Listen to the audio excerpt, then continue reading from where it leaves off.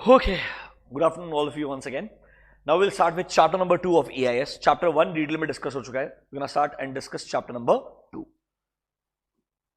Chapter 2 मेरे हिसाब से सबसे सिंपल चैप्टर है, मतलब ये बिल्कुल ही बेसिक लेवल का चैप्टर है. यहाँ पर आपको पूरा एक ओवरव्यू मिलने वाला है दैट नॉर्मली एक ईआरपी कैसे वर्क करता है. तो वो शुरुआत करेगा what is the business process वापस से, then will tell you what is the integrated system, what is the non integrated system, दोनों में डिफरेंस क्या है, why you should prefer a integrated system in longer run. Then will talk about what are the core features in a ERP system. फिर different examples of ERP के बारे में बात करेगा. फिर ईआरपी में जो अलग अलग मॉड्यूल्स हैं उन अलग अलग प्रोसेसेस के बारे में थोड़ा एक्सप्लेनेशन देगा आपको. And then in the end it will give you an overview about what is MIS, management information. हमारा जो मैनेजमेंट को इन्फॉर्मेशन रेगुलरली मिलती रहनी चाहिए, उसके लिए जो हम एमआईएस का सिस्टम बनाते हैं वो एमआईएस क्या रहता है, एक्सबीआरएल कॉन्सेप्ट क्या होता है, extensible business reporting language. Then थोड़ा एक ओवरव्यू देगा on data analytics and business intelligence. उतना ही छोटा चैप्टर है, मतलब इस चैप्टर के अंदर ना ईआरपी के अलावा कंटेंट एक्चुअली मिनिमल जैसा है. हाँ, यहां पर एग्जाम में जब क्वेश्चन आता है तो बहुत इजीली आप आइडेंटिफाई भी कर सकते हो और इजीली आंसर कर पाओगे. This is a very simple chapter from scoring marks in exam point of view. Rather this is a chapter इसमें सबसे कम टाइम डिवोट करना पड़ता है और आप इजीली मार्क्स भी स्कोर कर सकते हो अगर आप थोड़ा सा सही चीजों को आइडेंटिफाई कर लो तो. Let's do one thing, let's get started with part A of chapter number 2 जो सबसे डिटेल में दिया है. एंड हाँ, उस पार्ट ए में कुछ छोटे से माइनर अमेंडमेंट्स भी है, जैसे हमारे चैप्टर 1 में अमेंडमेंट्स है वैसे ही चैप्टर 2 के अंदर भी पार्ट ए में छोटा सा एक अमेंडमेंट्स है जो हम डिस्कस करेंगे डिटेल में, जहां पर एक अच्छा एग्जाम क्वेश्चन आ सकता है. Should we get started guys?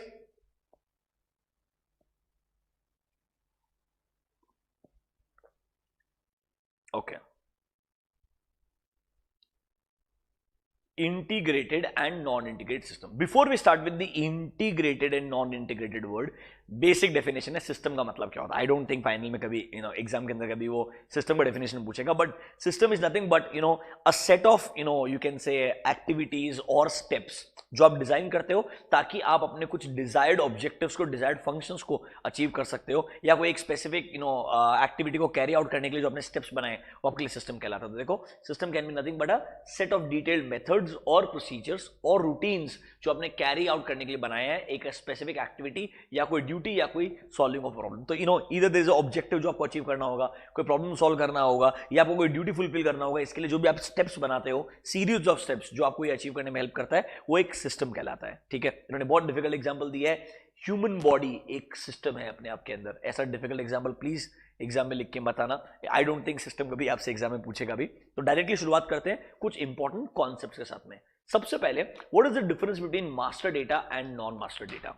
Now before I start with this, इन्होंने जो इस चैप्टर का नाम दिया है integrated and non integrated system, मतलब क्या है? नॉन इंटीग्रेटेड सिस्टम का मतलब है दैट कंपनी में जो भी अलग अलग प्रोसेसेस हैं या अलग अलग फंक्शंस हैं वो अपने आप में इंडिपेंडेंट है. मतलब परचेस फंक्शन अपने आप में इंडिपेंडेंट है, सेल्स फंक्शन अपने आप में इंडिपेंडेंट है, एफए इंडिपेंडेंट है, कस्टमर रिलेशनशिप मैनेजमेंट इंडिपेंडेंट है. मतलब वो इंटीग्रेटेड नहीं है, they all are working independently. This is called as non integrated system. यहां पर क्या होगा? रिपीटेशन बहुत ज्यादा होगा. मतलब सेम कस्टमर, मतलब मार्केटिंग वाले बंदे से भी इंटरैक्ट करेगा, जब सेल्स का प्रोसीजर खत्म करना होगा उससे भी इंटरैक्ट करेगा, कस्टमर रिलेशनशिप वाले से भी इंटरैक्ट करेगा. तो डुप्लीकेशन ऑफ इंफॉर्मेशन बहुत ज्यादा होता है एंड कभी कभी वो इंफॉर्मेशन गलत तरीके से इंटरप्रेट भी हो जाता है. आपको कुछ बेसिक एग्जांपल देखने को मिलेंगे. तो इसीलिए बता रहा है नॉन इंटीग्रेटेड सिस्टम के कुछ प्रॉब्लम्स हैं जिनको सॉल्व करने के लिए उन्होंने बोला why not have a central database, try to integrate all your important business functions and have a single system जो सर एक सेंट्रल डेटाबेस में काम करता है और अलग अलग फंक्शंस के लिए अलग अलग मॉड्यूल्स बना दो. तो जो इंटीग्रेटेड सिस्टम है वो दूसरे शब्दों में ईआरपी भी कहलाता है, जहां पर एक सेंट्रल डेटाबेस रहेगा और सर मॉड्यूलर डिजाइन रहेगा जहां अलग अलग फंक्शंस को अलग अलग मॉड्यूल्स बना के एक दूसरे से इंटीग्रेट कर दिया जाएगा. यही हमें इस चैप्टर में डिस्कस करना है. तो will start with what do you mean by the word master data and non master data. कुछ बेसिक टेक्निकल कॉन्सेप्ट सिखा रहा है. मास्टर डेटा वो डेटा होता है बेटा जो सर आइडियली हर दिन बदलता नहीं है, नॉर्मली वो स्टेबल रहता है, सेम रहता है, परमानेंट नेचर का होता है. हाँ, मास्टर डेटा में भी कुछ बदलाव ला सकते हो आप. हमने अभी जस्ट थोड़ी देर पहले एग्जांपल पढ़ा था customer master data, vendor master data, payroll master data, वो सब हमारे लिए मास्टर डेटा कहलाता है. देखो, it is relatively permanent data that is not expected to change again and again. Yes, it can change once in a while and obviously एक authorise इंसान के अप्रूवल के बाद ही मास्टर डेटा में चेंजेस आता है. देखो एग्जांपल क्या है, अकाउंटिंग मास्टर डेटा. एक अकाउंटिंग मास्टर डेटा अगर आप मुझे पूछोगे तो उसके अंदर हमारे जीएल कोड्स हो गए, कॉस्ट सेंटर्स हो गए, अकाउंटिंग लेजर्स हो गए, वाउचर टाइप्स हो गए, ये सब मेरे अलग अलग एग्जांपल्स है मास्टर डेटा के.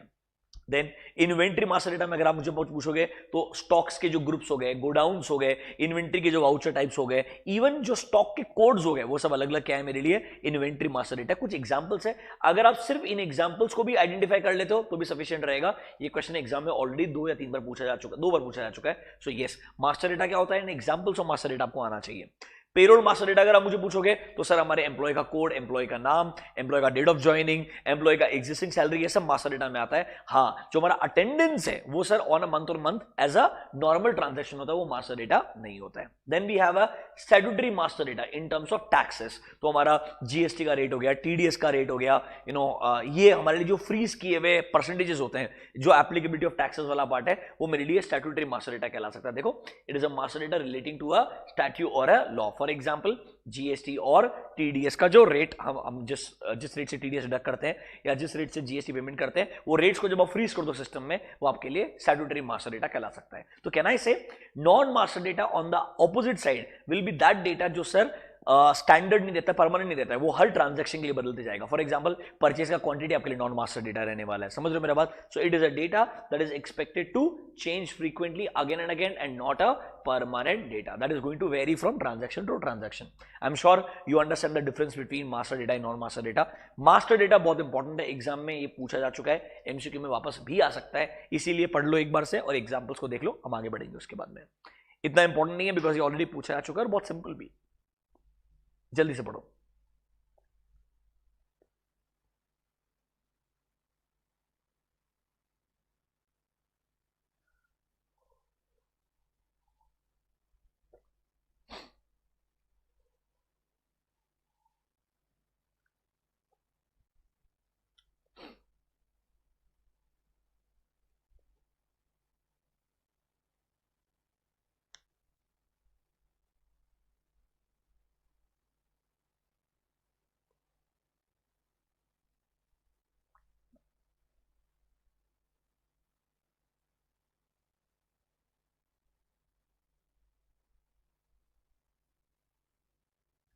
जल्दी पढ़ो फटाफट से बेटा, आगे बढ़ेंगे फिर।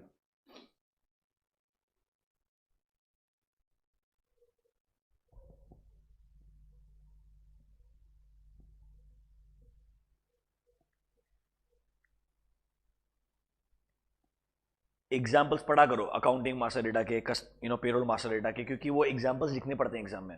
ये पूछा है मास्टर डेटा, उनको कुछ एग्जाम्पल्स दो और आपको सेम एग्जाम्पल लिखने पड़ेंगे अनफॉर्चुनेटली।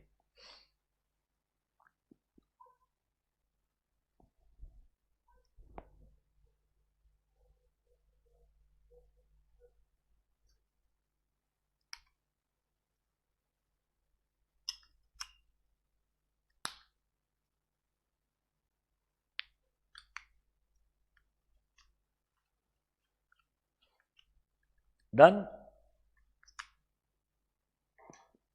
आगे बढ़े क्या? चलो, 2-3 इंपॉर्टेंट चीजें।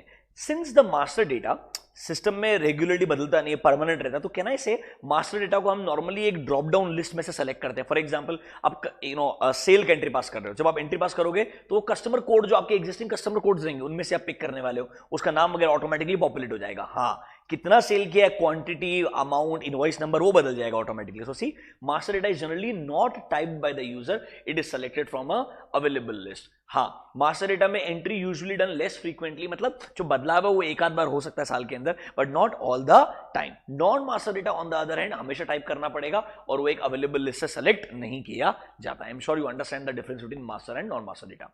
फिर सर वाउचर टाइप, मेरे को लगता है यहां पर एक अच्छा क्वेश्चन बन सकता है बिकॉज मास्टर डेटा पे क्वेश्चन आ चुका है। तो वाउचर का मतलब क्या होता है? सी, अगर आप अकाउंटिंग एंड ऑडिटिंग के पॉइंट ऑफ व्यू से पूछोगे तो voucher is nothing but a documentary evidence. Voucher is nothing but a documentary evidence. So कहना इसे परचेज किया है, प्रूफ क्या है, परचेज इनवॉइस। तो परचेज इनवॉइस क्या आपके लिए वाउचर होता है। तो सर अकाउंटिंग लैंग्वेज में या ऑडिटिंग लैंग्वेज में voucher is nothing but a documentary evidence of a transaction. So if you ask me, purchase invoice, sales invoice, PO, ये सब क्या है? डेफिनेटली वाउचर्स के एग्जांपल्स हैं। But in computer language vouching is not the documentary evidence. Vouching rather, voucher जो word है ना, voucher word का मतलब होता है इट इज अ लोकेशन, कहां पर आपने डेटा को स्टोर किया है। तो अगर आप मुझे पूछोगे in computer language voucher word का मतलब अलग है। यहां पर voucher means is a place where transactions are recorded. मतलब अगर आप मुझे पूछोगे, हमारे पास पता है कि different different categories of vouchers होते हैं, payment voucher, receipt voucher, journal voucher. JB मालूम है क्या आपको? JB is that kind of voucher जो नॉर्मली नॉन कैश ट्रांजैक्शन से होता है, जो हमारा प्रोविजन का एंट्री वगैरह हो गया या हमारे जो डिप्रिसिएशन का एंट्री हो गया, जो नॉन कैश ट्रांजैक्शन होते हैं उनके लिए हम जेबी पास करते हैं, बिकॉज उनके लिए कोई हमारे पास दूसरा डॉक्यूमेंट्री एविडेंस नहीं होता। So these are the examples कि जो वाउचर है कंप्यूटर के अंदर या ईआरपी के अंदर इज बेसिकली अ लोकेशन कि हमने एक ट्रांजैक्शन को कहां पार्क किया है, that is called as voucher. It is a data input form for inputting transaction inside the ERP. Example देखो, कॉन्ट्रा वाउचर्स हो गए, पेमेंट, रिसीट, जेबी सबसे कॉमन एक इंटरेस्टिंग वाउचर है। देखो, it is recording of all non cash bank transactions, depreciation, provisioning, blah blah blah blah, क्योंकि इनके लिए कोई भी सपोर्टिंग डॉक्यूमेंट्री एविडेंस एग्जिस्ट नहीं करता, इसीलिए हम उनको पेमेंट रिसीट वाउचर की वजह डायरेक्टली एक जेबी बना के डालते हैं। एंड जेबी का टेस्टिंग बहुत इंपॉर्टेंट भी होता है ऑडिट पॉइंट ऑफ व्यू से। तो सर ये ना आपको सिर्फ एक ईआरपी का बेसिक स्ट्रक्चर सिखा रहा है कि भाई ईआरपी के अंदर कैसे वाउचर टाइप्स को डिटरमाइन किया जाता है। तो सर वाउचर वर्ड का मतलब अकाउंटिंग ऑडिटिंग में अलग है और एक ईआरपी के अंदर उसका मतलब अलग होता है। Quickly spend 1 minute, read the difference in the meaning of voucher in both cases. जल्दी पढ़ो, फिर हम पढ़ेंगे कि वाउचर का नंबरिंग करते वक्त क्या क्या चीजें दिमाग में रखनी पड़ती है इन केस ऑफ ईआरपी। ये एक अपने आप में सेपरेट क्वेश्चन बन सकता है, इसको डिस्कस करेंगे अलग से।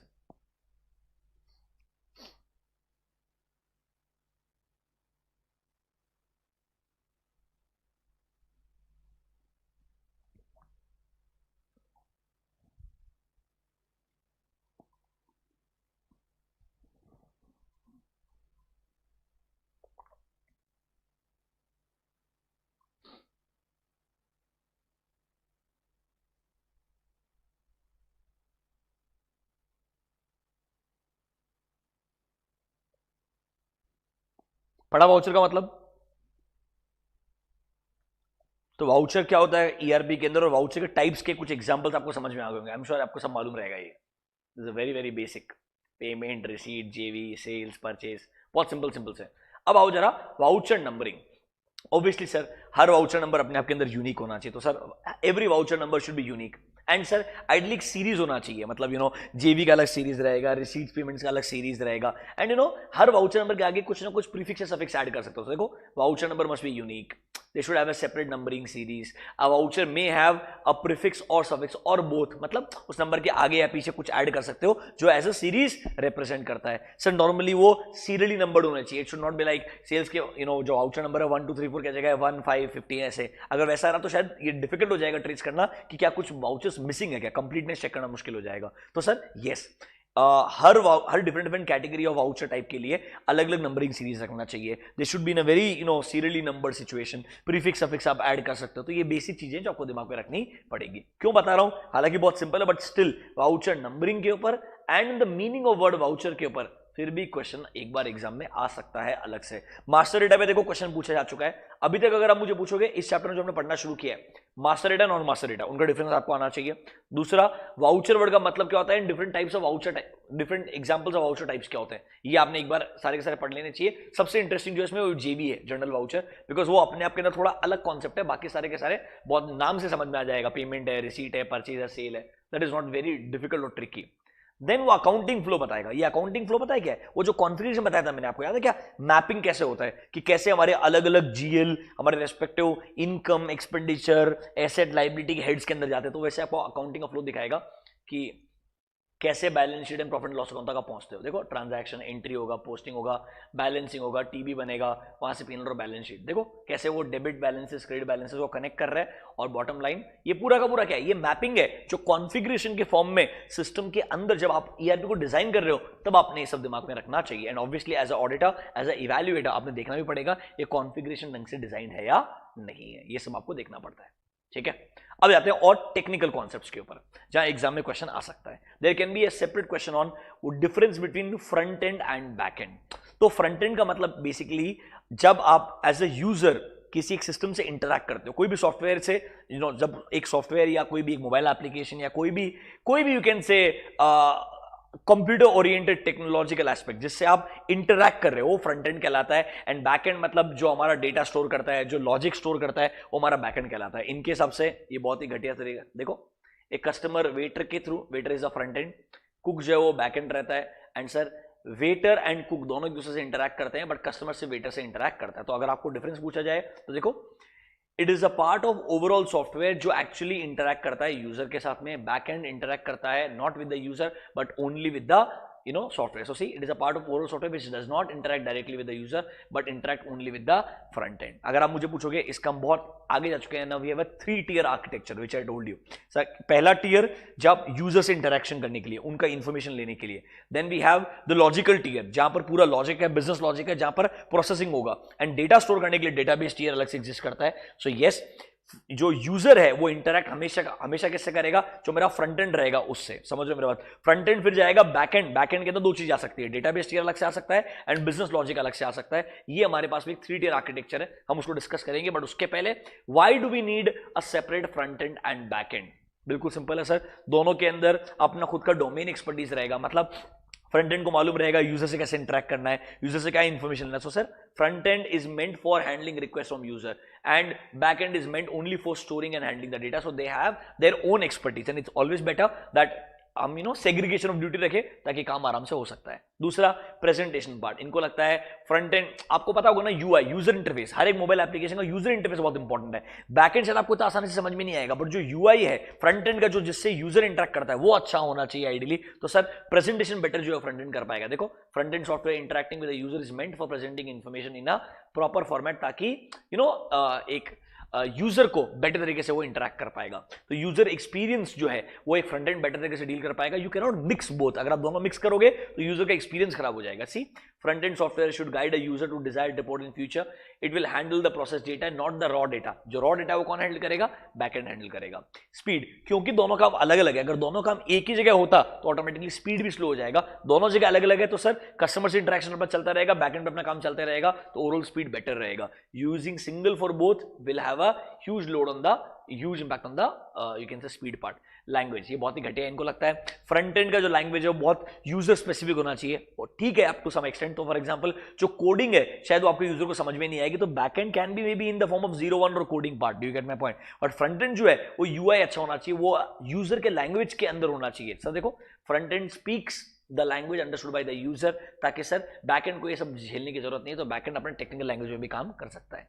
बेसिक सा बात है, बहुत ही पुरानी चीज है अकॉर्डिंग टू मी. इसका हम बहुत डिटेल्ड एक्सटेंट पे जा चुके हैं. वो कहलाता है एप्लीकेशन सॉफ्टवेयर. आज की तारीख में कोई भी मोबाइल एप्लीकेशन पकड़ लो या कोई भी सिस्टम सॉफ्टवेयर पकड़ लो, उसमें 3 चीजें होती है sir. Number 1, we have application layer. Second, we have OS layer, that is operating system layer. And third one is called as database layer. Can I say tier 1, tier 2, tier 3. ये जो application layer है ये सिर्फ user से interact करने का काम करेगा. यूजर से इंफॉर्मेशन लेगा, उसका क्वेरी क्या है ये पता करेगा, वो सीधे सेंड कर देगा किसके पास में? ओएस लेयर के पास में. OS layer is the business logic. This is more like your thinking capability वाला जो यूनिट है, जहां पर सारा प्रॉब्लम्स को सॉल्व करने के बारे में डिसीजन मेकिंग लिया जाएगा. तो this is the brain of your system software you can say. And जो डेटा स्टोर्ड है वो डेटाबेस लेयर के अंदर रहेगा. That is how 3 layers are there. This is nothing but your 3 tier architecture. देखो, this is also called as 3 tier architecture, जो हम chapter 4 में वापस से पढ़ने वाले हैं. देखो, the application layer receives inputs from the users. And देखो, operating system layer carries those instructions and जो प्रॉब्लम है यूजर का उसको सॉल्व करने का ट्राई करेगा. एंड डेटाबेस लेयर है वो सिर्फ डेटा स्टोर करेगा और डेटा एक्सट्रैक्ट करके ऑपरेटिंग सिस्टम लेयर को देगा, ताकि वो उसको फॉर्मेट करके सही तरीके से फ्रंट एंड के पास भेज देगा. That is nothing but your application layer. So ये अलग अलग टर्मिनोलॉजी है, बट बॉटम लाइन है, एक सर यूजर से इंटरैक्ट करने के लिए, दूसरा बिजनेस लॉजिक है, और तीसरा सिर्फ डेटा स्टोर करने के लिए है. सर ये 3 अलग अलग टियर्स आज की तारीख में ऑलमोस्ट हर एक यू कैन से सिस्टम सॉफ्टवेयर में एग्जिस्ट करते हैं. Do you understand this? ये क्वेश्चन एग्जाम में स्पेसिफिकली पूछा जा चुका है. This application software and 3 layers, इसके ऊपर एग्जाम में स्पेसिफिक क्वेश्चन रिसेंटली पूछा गया. I think if I am not wrong, May 19 and November 19 में आया है. I will show you the question also, don't worry. But yes, एक बार के लिए फटाफट से difference between front end back end, basically why we need both separate front end back end, आपको आना चाहिए. दोनों का मीनिंग में डिफरेंस क्या है वो आपको आना चाहिए. एंड एप्लीकेशन सॉफ्टवेयर के अंदर क्या 3 लेयर्स एग्जिस्ट करते हैं, why is it called as a 3 tier architecture, वो आपको आना चाहिए. क्विकली स्पेंड 2 मिनट्स, फटाफट से पढ़ लो उसको. देखो बेटा, बहुत छोटे कॉन्सेप्ट है चैप्टर के अंदर, एंड वो बहुत आसान है अपने आप के अंदर. अगर आप थोड़ा दिमाग लगाओ तो आप समझ सकते हो और आप आसानी से एग्जाम में लिख भी सकते हो. ये चैप्टर बहुत ही ईजी है from exam point of view. पढ़ो उड़ाओ.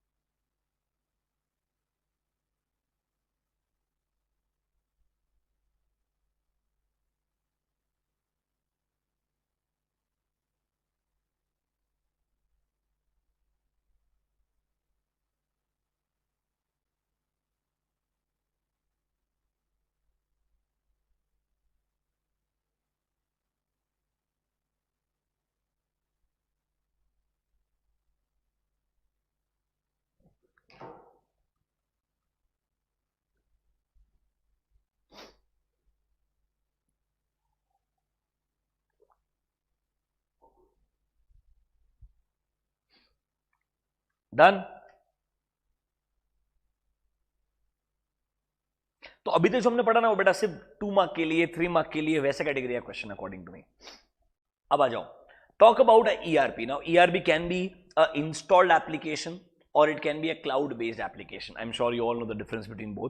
इंस्टॉल्ड एप्लीकेशन मतलब सर जो आपके पीसी के ऊपर है, जो बेसिकली लोकली यूज किया जा रहा है। क्लाउड बेस्ड एप्लीकेशन मतलब is like a SaaS, software as a service, जो आप दुनिया में कहीं से भी किसी भी तरीके से एक्सेस कर सकते हो। तो आपको डिफरेंस बताएगा what is the advantage and disadvantages of installed application and cloud based application. आप इंस्टॉल एप्लीकेशन को अगर आप मुझे चाहो तो अगर आप टैली अगर है अप टू सम एक्सटेंट, वो एक इंस्टॉल्ड एप्लीकेशन कहला सकता है। वो नॉर्मली आप अलग अलग डिवाइस पे इंस्टॉल कर सकते हो और यूज कर सकते हो। तो कैन आई से installation and maintenance. Obviously installed application के केस के अंदर आपको हर कंप्यूटर में उसको इंस्टॉल करना पड़ेगा ideally. Cloud based application let's say quick books हो गया, आपका SAP वगैरह हो गया, like something which is like a SaaS। Even SAP के अंदर भी दोनों ऑप्शन आते हैं, installed application and web application. तो QuickBook is a classic example of cloud-based application जहां पर आप anywhere in the world you can easily access your accounts on just one click. So can I say कोई एक computer पे install करने का जरूरत नहीं है, यहाँ पे बस आप आसानी से उसको एक्सेस कर सकते हो। कैन आई से एक्सेसिबिलिटी जो है वो 24/7 रहेगा। इसका एक्सेसिबिलिटी डिपेंड करता है वो डिवाइस आपके पास होना चाहिए। So as a software is installed on the hard drive of a user's computer, you need to have access of that specific computer only to use that software. Next, obviously इसको mobile application नहीं बोल सकते क्योंकि sir इसको आप उसी जगह उसी एक एग्जैक्ट लोकेशन पे यूज कर सकते हो। क्लाउड बेस्ड एप्लीकेशन रहता थोड़ा मोबाइल रहेगा, बट हाँ अगर वो इंस्टॉल्ड भी अगर लैपटॉप है तो लैपटॉप आप किधर भी कैरी कर सकते हो according to me. But cloud का सही मायने में मतलब है literally doesn't have a specific device also, on any device you can access.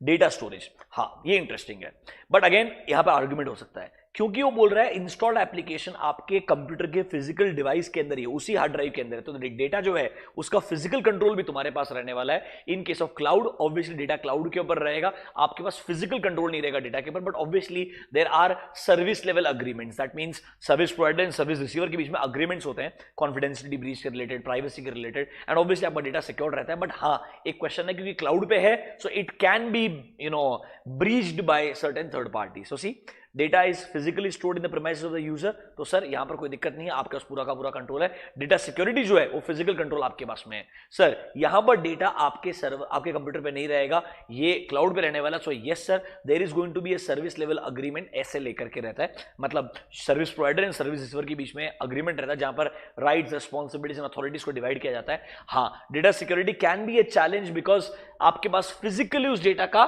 Control नहीं रहेगा। Yes backup, disaster recovery alternatives easily मिल जाते हैं आपको, but again this is where some breaches can happen. So you can not really bifurcate, but in today's world cloud based applications are really useful according to me. Performance, obviously sir यहां पर ये बोल रहा है in case of cloud based application performance खराब हो सकता है because performance depends upon the internet speed. So if your network speed is pretty bad then obviously cloud based applications का परफॉर्मेंस उतना अच्छा नहीं रहेगा। बट डेस्कटॉप बेस्ड एप्लीकेशंस जो है, जो इंस्टॉल्ड एप्लीकेशंस हैं, उनका स्पीड तुम्हारे सिस्टम पे डिपेंड करता है। You don't really need a separate internet और network for that. So can I say a well written installed application shall be faster to use and better efficiency will be visible.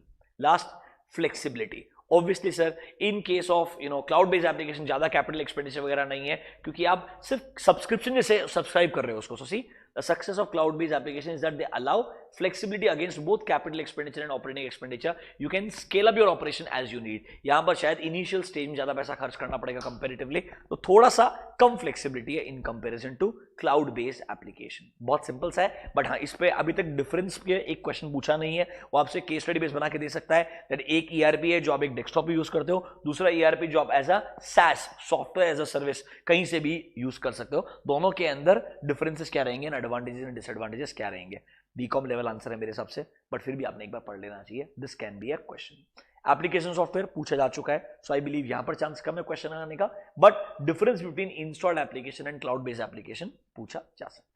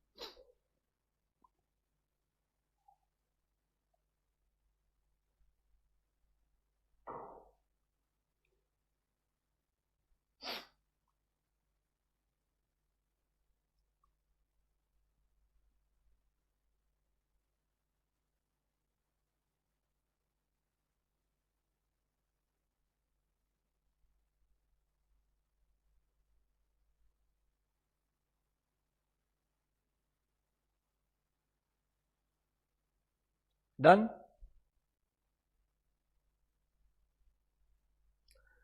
अरे हाँ या ना, देखो 2 to 4 का slot है, मेरे को मालूम है, कंट्रोल रखना पड़ा।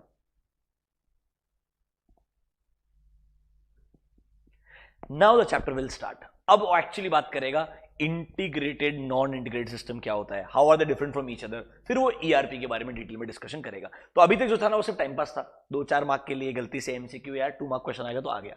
अब चैप्टर का शुरुआत करते हैं। Now there are 2 words, non integrated and दूसरा है इंटीग्रेटेड। देखो नॉन इंटीग्रेटेड तुमको मैंने पहले भी बोला, यहां पर जो हर एक फंक्शन है तुम्हारा, HR function, marketing function, purchase, ये अपने आप में इंडिपेंडेंट है, सेपरेट है।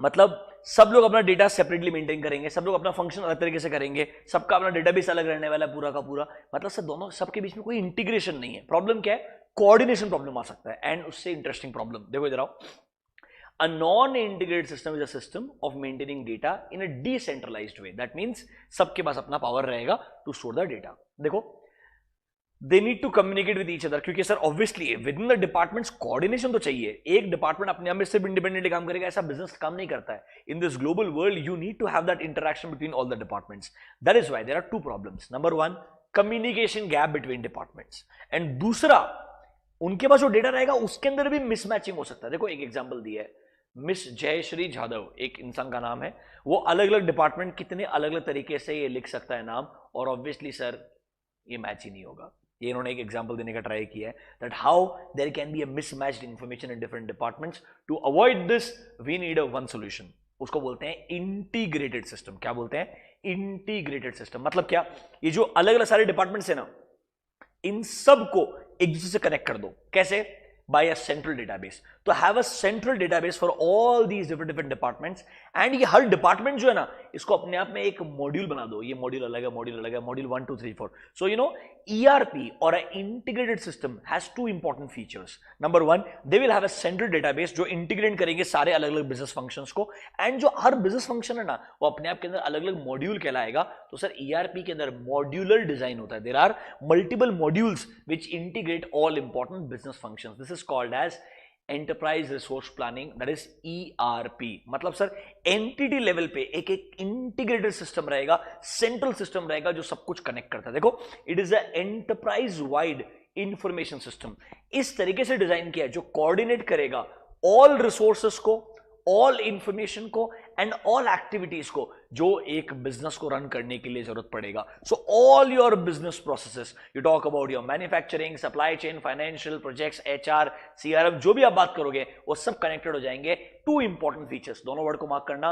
N ERP is based on common database और सेंट्रल डेटाबेस, एंड दूसरा वर्ड है modular software design. Modular software design का मतलब क्या है, मॉड्यूलर सॉफ्टवेयर डिजाइन का मतलब है कि भैया आपके जितने भी अलग अलग फंक्शंस है उनको इस तरीके से कनेक्ट कर दिया जाएगा। देखो all your ERP modules will be connected with each other. These are all different modules and they will have a central database जो इन सबको integrate करता है। This is called as ERP, or in other words integrated system.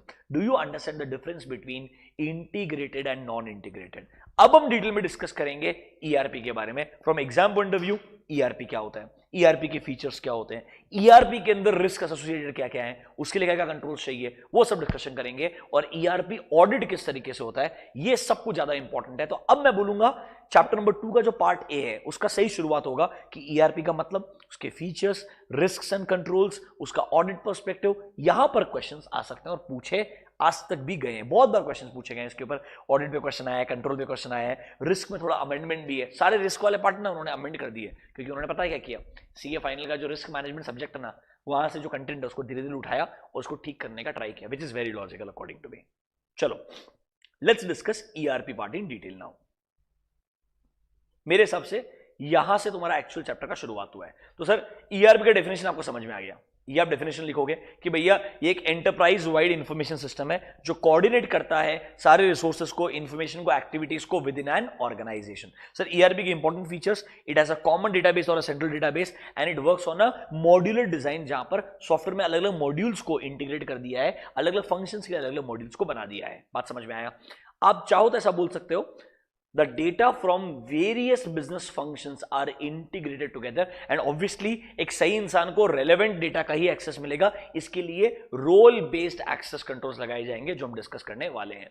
अच्छा, एक कोई भी system को ERP कब बोलते हैं? तो थियोरेटिकल उन्होंने बताया अगर कोई भी एक सिस्टम दो या उससे ज्यादा फंक्शन परफॉर्म करता है, फॉर एग्जांपल क्विक बुक के अंदर आप payroll, accounting and I tell you what, even GST वाला part, you can take care of all those functions from one single software, then you can call that software as a ERP software. See, in order for a system, in order for a software system to be considered as ERP, it must provide an organization with functionality of two or more system, and trust me, majority people across the world uses a ERP today. So example उन्होंने दिया quick book का, जहां पर दोनों function है, अब उसने I'll tell you what GST function भी ऐड कर दिया है। ठीक है, आजकल ERPs ऐसे हैं, वो इतने wide range of function provide करते हैं कि तुम्हारा HR, supply chain, manufacturing, warehouse management, customer relation, सब कुछ इंटीग्रेट हो चुका है आज की तारीख के अंदर। हाँ, कुछ कुछ चीजें हमको अभी भी अलग से रखनी पड़ती है, लाइक फॉर एग्जांपल बैंक्स के अंदर क्रेडिट कार्ड ऑपरेशंस को अभी भी अलग रखा गया है, बिकॉज उनको लगता है वो अपने आप में एक सेपरेट बिजनेस और सर्विस भी हो सकता है कंपेरेटिवली। लोन्स को कुछ केसेस में सेपरेट रखा गया, तो there are some functions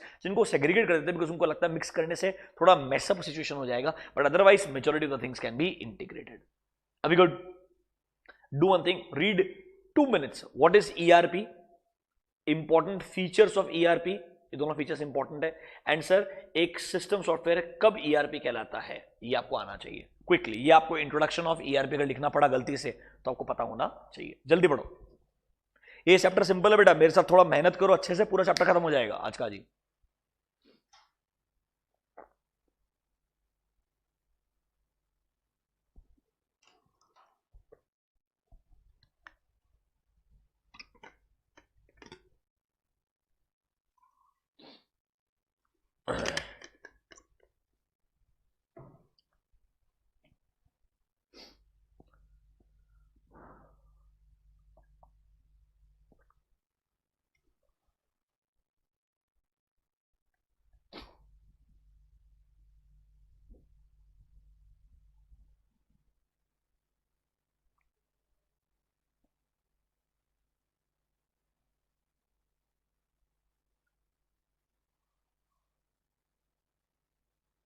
done, let's go to advantages of ERP. I think एक बार पूछा जा भी चुका है, बट फिर भी मुझे लगता है इंपॉर्टेंट एटलीस्ट एमसीक्यू के पॉइंट ऑफ व्यू से।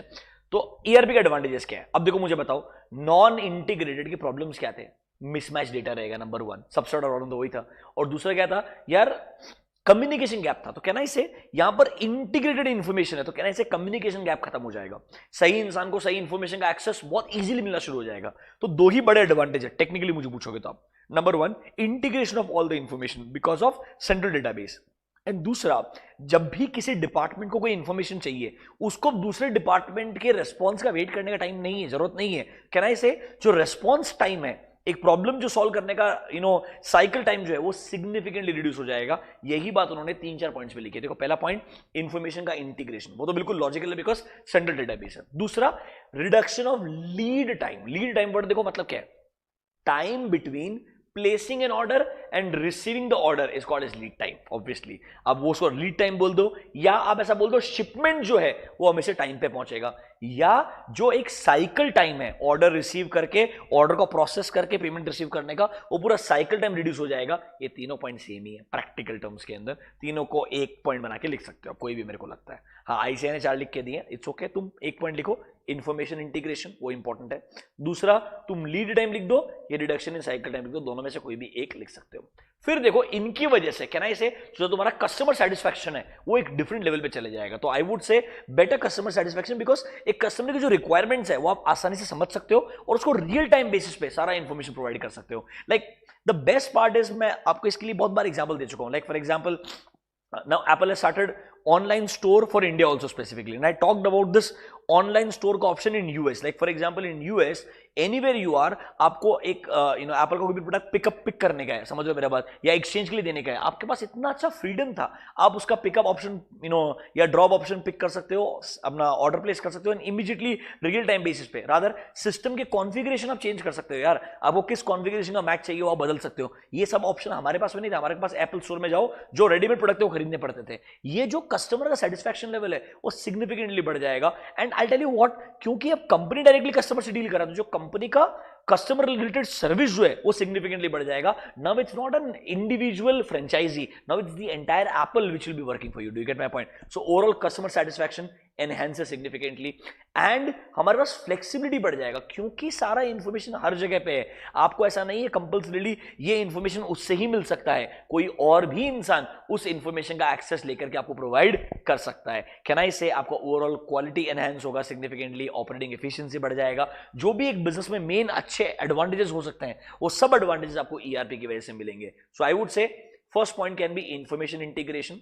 Second point can be either reduction in lead time or reduction in cycle time, ताकि आप प्रोडक्ट को इजीली अपने कस्टमर तक पहुंचा पाओगे. इससे आपके कस्टमर का सेटिस्फैक्शन सिग्निफिकेंटली एनहांस होगा.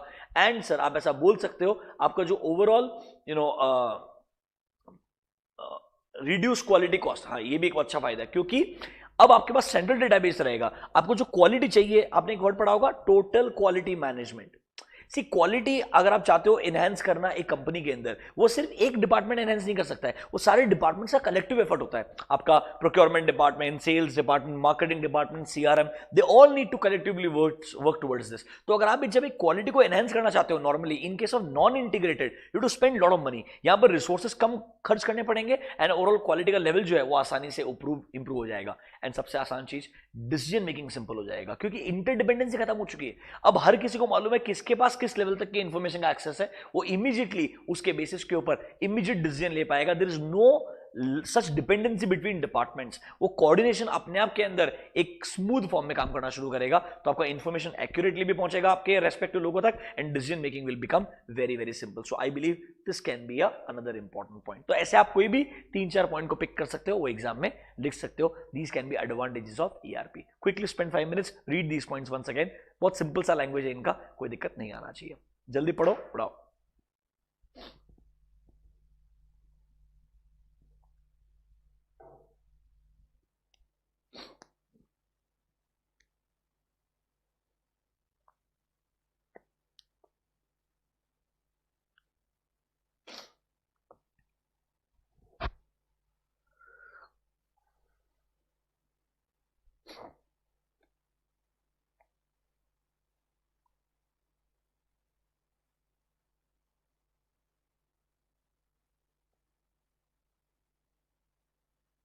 Trust me, but ERPs have changed lives significantly for a lot of organizations. रात आपका स्टाफिंग कॉस्ट सिग्निफिकेंटली रिड्यूस हो जाता है बिकॉज बहुत सारा काम ऑटोमेटिकली सिस्टम ही काम कर लेता है. मतलब it works really seamlessly according to me. Even Quick Book के अंदर आई यूज क्विक बुक, वहां पर आप ऑटोमेटिकली अगर अपना अकाउंट डिटेल्स ऐड करते हो, जैसे एचडीएफसी का मेरा करंट अकाउंट जो है उसको मैंने लिंक कर दिया, तो वो करंट अकाउंट के स्टेटमेंट्स को ऑटोमेटिकली ऑटो पॉपुलेट कर लेगा बिकॉज मैंने उसको पावर दे दिया, अप्रूवल दे दिया उस चीज के लिए. एंड इवन उसमें जो रेकरिंग नेचर के ट्रांजेक्शन, लेट्स से आप मंथली जो रेंट पे करते हो या जो कुरियर चार्जेस पे करते हो, उसने अगर आप सेम नरेशन लिखते जाओगे तो एक बार एक नरेशन अगर आपने डिफाइन कर दिया, वो आगे आने वाले सारे ट्रांजेक्शन को ऑटो पॉपुलेट कर देगा और एंट्री पास कर देगा ऑटोमेटिकली. अगर आपके चार्जेस वगैरह मंथ ऑन मंथ आपको इजीली देखने को मिल जाएंगे. तो I am just trying to say that's how lot of you can say automation, semi automation बोलेंगे इसको, पूरा automation तो नहीं रहेगा, but semi automation comes in your accounting part as well, and that is how things becomes very simple for our organization because जहाँ पर number of transaction बहुत ज़्यादा है. इंडिविजुअल के लिए तो फिर भी easy है, for a company it can be very very monotonous work to take care of these transactions.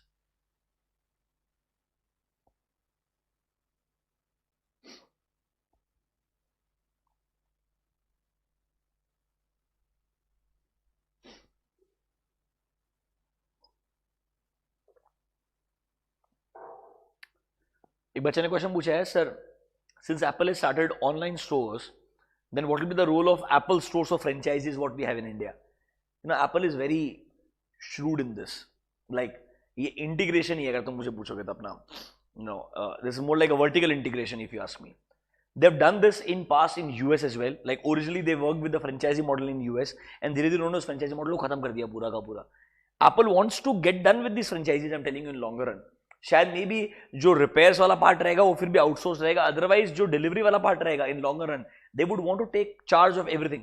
वो चाहते हैं डायरेक्टली उनके पास मार्जिन सिग्निफिकेंटली बढ़ जाएंगे ना उनको. अभी जो उनको मार्जिन शेयर करना पड़ता है with the franchisee, that will not be required. Plus international pricing maintain कर सकते हैं वो लोग. So I think their simple game plan is to get done with these franchisees in longer run. They will not want these franchisees to continue after some years. They will have their own, like OnePlus has their own experience stores, तो experience stores बना के रखेंगे वो अपने, but ideally सब कुछ वो online ही बेचना चाहेंगे मेरे को लगता है लॉन्गर रन के अंदर, ताकि उनका ऑपरेटिंग कॉस्ट सिग्निफिकेंटली रिड्यूस हो जाएगा और मार्जिन और बढ़ेंगे. And did you realize one more thing? The approach of Apple is changing. Like earlier, it was only about premium product. अब वो धीरे धीरे समझ में आया that premium product का जो टारगेट मार्केट है वो सेम ही रह रहा है, वो बढ़ नहीं रहा है, और जो नीचे वाला टारगेट मार्केट वो साइज बढ़ते जा रहा है. तो धीरे धीरे अपने हर एक प्रोडक्ट के अंदर एक नया ऑप्शन, जैसे उन्होंने इस बार आईपैड शुरुआत स्टार्टिंग प्राइस 30,000 रुपीज रखा है. तो just think about this, iPad which used to cost only 1 lakh rupees once upon a time, now will it start from 30,000, it will still go to 1,30,000. तो जो उनका प्रीमियम सेगमेंट है वो continue होगा, और वो धीरे धीरे जो नया वाला सेगमेंट है उसको भी खाना शुरू करेंगे धीरे धीरे. So you know, that's how I think according to me affordable pricing will get them a newer target market जो पहले Apple के एक्सेस में नहीं थे. They can afford to do it now. They're such strong position right now. Anyways, आगे बढ़ते हैं. तो ये था बेसिक ERP के बारे में. एटलीस्ट ERP का डेफिनेशन एंड एडवांटेजेस आपको समझ में आ गया होगा. फीचर्स ऑफ ERP कुछ भी नहीं है, सारे अलग अलग मॉड्यूल्स के नाम लिखे हैं. एक ERP manufacturing part, financial, HR, supply chain, project, CRM, ये सब आ गया. पार्ट बी में आने वाले ये सब कुछ इंटीग्रेट कर देता है. ठीक है, सीधा जाओ. Risk and controls in ERP, mark this as very very important. यहां पर कुछ छोटे अमेंडमेंट्स भी है जो हम डिस्कस करेंगे, ये इंपॉर्टेंट है. हाँ, ये risk and controls in ERP में रिसेंटली क्वेश्चन भी आया था, but after amendment I believe यहां पर एक अच्छा क्वेश्चन और वापस बन सकता है इस अटेम्प्ट के अंदर. Should we discuss now? चलो, सबसे बड़ा रिस्क क्या है ERP में? देखो, नॉन इंटीग्रेटेड में क्या था कि भाई अलग अलग डेटा स्टोर हो रहा था पूरा का पूरा. आपने जब इंटीग्रेट कर दिया, सबसे बड़ा रिस्क तो क्या है? ऐसा तो नहीं है कि यार अनऑथराइज इंसान को डेटा का एक्सेस मिल जाएगा, because since the entire information of the organization is centrally located, what if an unauthorized person gets the access of this information? This is the biggest risk, or you can say leakage of information to unauthorized person. Second risk अगर आप मुझे पूछोगे, क्योंकि central database है तो ऐसा नहीं है कि अनऑथराइज इंसान अमेंडमेंट्स या बदलाव लेके आ रहा है इस इंफॉर्मेशन में, क्योंकि हो सकता है किसी अनऑथराइज इंसान को एक्सेस मिल गया होगा to make changes in the information. तो one is just accessing the information and second is even making changes in the information. ये दोनों सबसे बड़े रिस्क है. देखो, since ERP is working on a central database, can I say since the complete data is stored centrally at one place, ensuring data safety and minimizing the risk of loss is a big challenge. and इन्होंने देखो दो major risk बोली है in the ERP environment, दोनों को important mark करना. देखो, due to central database, all persons in organization can access the same set of data on day-to-day basis. सबसे बड़ा risk है risk of leakage of information or access of information to non-related people. Can I say in simple words, unauthorized access. एक simple word में unauthorized access मिल जाएगा. दूसरा वो क्या बोलता है, since there is a central database, तो एक और रिस्क है, शायद risk of putting incorrect data in the system by unrelated user. तो अनऑथराइज्ड इंसान को इस बार ना सिर्फ डेटा का एक्सेस नहीं मिल रहा है, उसको ये भी पावर मिल रहा है कि वो कुछ ऐसा चेंजेस ला सकता है इंफॉर्मेशन में जिससे पूरा सेंट्रल डेटाबेस में इंफॉर्मेशन बदल जाएगा. एंड वो अनऑथराइज इंसान चेंजेस लेके आ रहा है, जो सर एक बहुत नेगेटिव पार्ट है. मेरा डेटा पूरा का पूरा खत्म हो सकता है, खराब हो सकता है. Yes, these two risk are closely connected with each other, but yes, ये दोनों एक कॉमन रिस्क है मेरे ERP के अंदर. दोनों रिस्क को आपस से पढ़ो. पहले वाले में बोल रहा है अनऑथराइज इंसान को इंफॉर्मेशन एक्सेस मिल जाएगा. दूसरा वाला बोल रहा है अनऑथराइज इंसान या अनरिलेटेड इंसान उस इंफॉर्मेशन में चेंजेस लेके आ सकता है जिसका इंपैक्ट पूरे ऑर्गेनाइजेशन पे आ सकता है. ये जो बेसिक दो रिस्क है उन्होंने लिख के दिए. इसके अलावा कुछ स्पेसिफिक रिस्क हैं जिनको हम डिस्कस करेंगे, but these are general risk in an ERP environment. Quickly read these 2 points.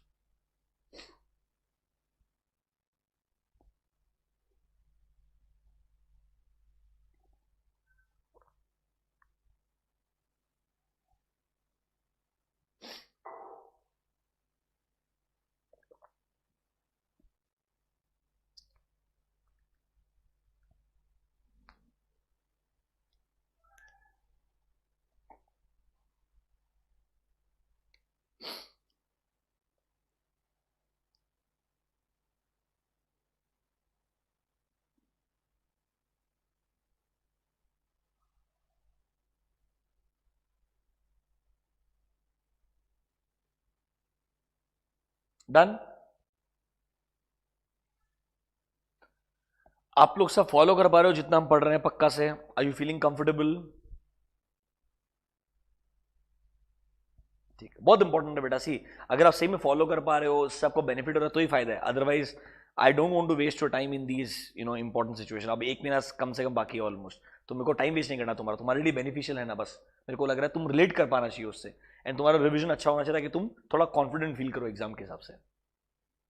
चलो आगे बढ़ते हैं। अब वो बात कर रहा है जब एक ईआरपी को इंप्लीमेंट किया जा रहा है, मतलब अज्यूम करो एक कंपनी अभी नॉन इंटीग्रेटेड सिस्टम फॉलो करता है, या अज्यूम करो कोई ओल्ड ईआरपी फॉलो करता है, समझ रहे हो, वो कंपनी एक नए ईआरपी को इंप्लीमेंट करना चाहता है, तब उसको क्या क्या रिस्क फेस करने पड़ते हैं, ये सबसे बड़ा अमेंडमेंट है। ये चीज उन्होंने पता है कहां से उठाई है, रिस्क मैनेजमेंट से उठाई है वापस से, लॉजिकल है। कुछ कुछ पॉइंट्स बहुत अच्छे हैं इसके अंदर, मैं आपको प्रैक्टिकली एक्सप्लेन भी कर सकता हूं, ठीक है, ढंग से सुनना। ERP implementation is a huge task and requires a lot of time, money and efforts, obviously, ठीक बात है। The success or failure of any ERP is dependent upon its successful implementation, and implementation के बाद में उसको लोग ढंग से यूज कर रहे हैं या नहीं कर रहे हैं, वो भी इक्वली इंपॉर्टेंट है। इसीलिए वो बोल रहा है कुछ डिटेल में डिस्कशन किया जाएगा, क्या अलग अलग इश्यूज या रिस्क्स एक ERP के इंप्लीमेंटेशन में आ सकते हैं। So these are the risks or issues which a company may face when they are implementing a new ERP. Exam में केस स्टडी बेस्ड क्वेश्चन बना के देगा।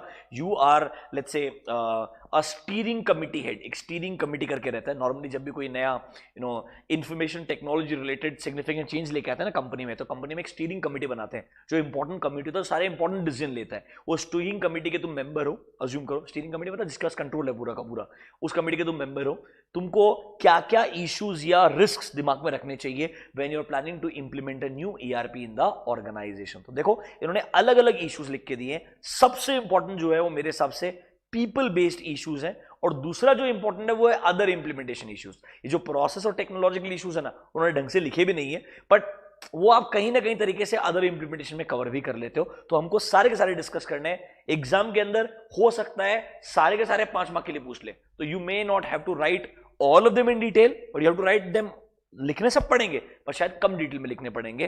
क्या लिखोगे कैसे लिखोगे सब बताता हूं। Let's start with the first one. सबसे पहला इशू वो बोल रहा है people issue, मतलब when you are implementing a new ERP in an organization, what can be people based issues? So who are the people in an organization? Employees of the company, management of the company if you ask me, stakeholders में हमारे share holders आ जाते हैं, and सबसे important जो implement करने वाला team है, जो हमारा इन हाउस खुद का टीम है, प्लस थर्ड पार्टी कंसल्टेंट हो सकते हैं। तो कैन आई से it will include my employees, management, implementation करने वाला in house team, then you have third party consult I keep giving the example of BCG, McKinsey, Deloitte Consulting। वो Deloitte Consulting क्या है, थर्ड पार्टी कंसल्टेंट है। And vendors, vendor वो जिसने ये IT solution बनाया होगा,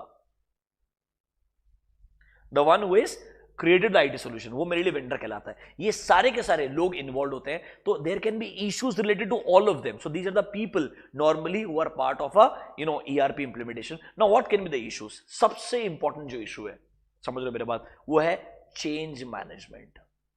मैं इसको डिस्कस करूंगा, तुम एग्जाम में तुमको समझता है तो लिखना, बट बाकी जो चारों पॉइंट है वो बहुत आसान है तुम्हारे लिए। तो सबसे पहले डिफिकल्ट वाला वो डिस्कस करते हैं। चेंज मैनेजमेंट क्या बोलता है? जब भी आप एक नया सिस्टम इंप्लीमेंट कर रहे हो, तो जो एग्जिस्टिंग एम्प्लॉइज रहेंगे, उनके जॉब प्रोफाइल्स में सिग्निफिकेंट चेंज आएगा। मे बी कुछ लोगों का रिक्वायरमेंट पूरा खत्म हो जाएगा बिजनेस से, कुछ नए लोगों का रिक्वायरमेंट्स आएगा, कुछ एग्जिस्टिंग वालों को आपको प्रोफाइल एनहेंस करके देना पड़ेगा। तो सर रिस्क लिख रहा है, पहले रिस्क ही पढ़ना है, कंट्रोल समझ में आ जाएगा कि आपको इसका ऑपोजिट करना है, कैसे करोगे। देखो, changes will occur in the employees job profile, some jobs will become irrelevant and some new jobs will be created। तो सर कंट्रोल क्या है? देखो पढ़ के देखो, प्रॉपर ट्रेनिंग देना पड़ेगा आपको हैंड्स ऑन ट्रेनिंग देना पड़ेगा कि कैसे नए ERP को यूज करना पड़ेगा और वो कैसे ओल्ड ERP से अलग है, ताकि एक हैसल फ्री ट्रांजिशन हो सकता है आपके existing employees and new employees के लिए। तो ये बोल रहा है लोगों के पॉइंट ऑफ व्यू से क्या क्या प्रॉब्लम आएंगे। सबसे बड़ा तो अगर आप मुझे पूछोगे ना, ये एम्प्लॉय बेस्ड प्रॉब्लम है, तो चेंज मैनेजमेंट बोलने के लिए बोला है, but actually it is more like a employ based problem, जहां पर एग्जिस्टिंग एम्प्लॉयज में से कुछ लोग शायद रिडंडेंट हो जाएंगे, यूजलेस हो जाएंगे, एंड कुछ नए जॉब्स पोजीशन क्रिएट हो जाएंगे। ये पॉइंट आपको लॉजिकली समझ में आया क्या? अगर ये समझ में आ गया, तुमने इतना लिखा तो भी तुम्हारा एग्जाम का काम तो खत्म हो जाएगा। एग्जाम पॉइंट ऑफ व्यू से इतना लिखा तो भी काफी है अंडर चेंज मैनेजमेंट। जल्दी पढ़ो उसको फटाफट से।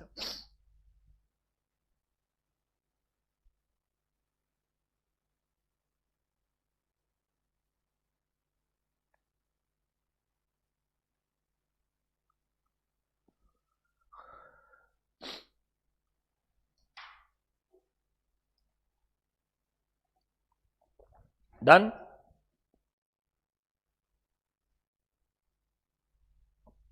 डन। अब यहां पे आओ, ये सेकंड पॉइंट पढ़ो, ये वाला। अब देखो क्या होता है, जब भी एक नया ईआरपी इंप्लीमेंट करने के बारे में सोच रहे हो, it's like a new project, it's like a new you can say IT project for your organisation.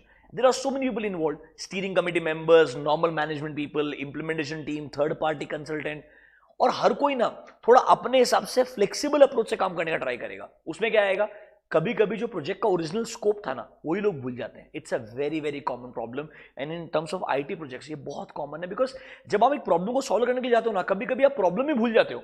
This is the biggest challenge. ऐसा नहीं होना चाहिए, सबसे बड़ा रिस्क है। इसीलिए जो स्कोप है इस प्रोजेक्ट का, ये प्रोजेक्ट हम क्यों इंप्लीमेंट कर रहे हैं, why are we implementing a new ERP, वो क्लियर होना चाहिए। पता चले आपने नया ईआरपी इंप्लीमेंट किया और पता चला जो ओल्ड के प्रॉब्लम्स वो सॉल्व ही नहीं किया आपने, तो समटाइम्स यू मे डाइवर्ट और you go in a different direction from your scope. That should not happen. That is why a proper documented scope should be there. See, changing the scope of a project is another problem which is very common when a lot of people are involved. This requires clear defining a change of control procedure and holds everyone to them. That means everyone has to ensure that this is the clear cut objective what we all are working on, and हर किसी को एक दूसरे को remind करते रहना चाहिए और उस स्कोप को फॉलो करना चाहिए. No one should be allowed to go and divert from that scope. Do you understand this? I'm not saying don't be adaptive in nature. I'm saying don't forget your basics. That is very important. Are you understanding these 2 points?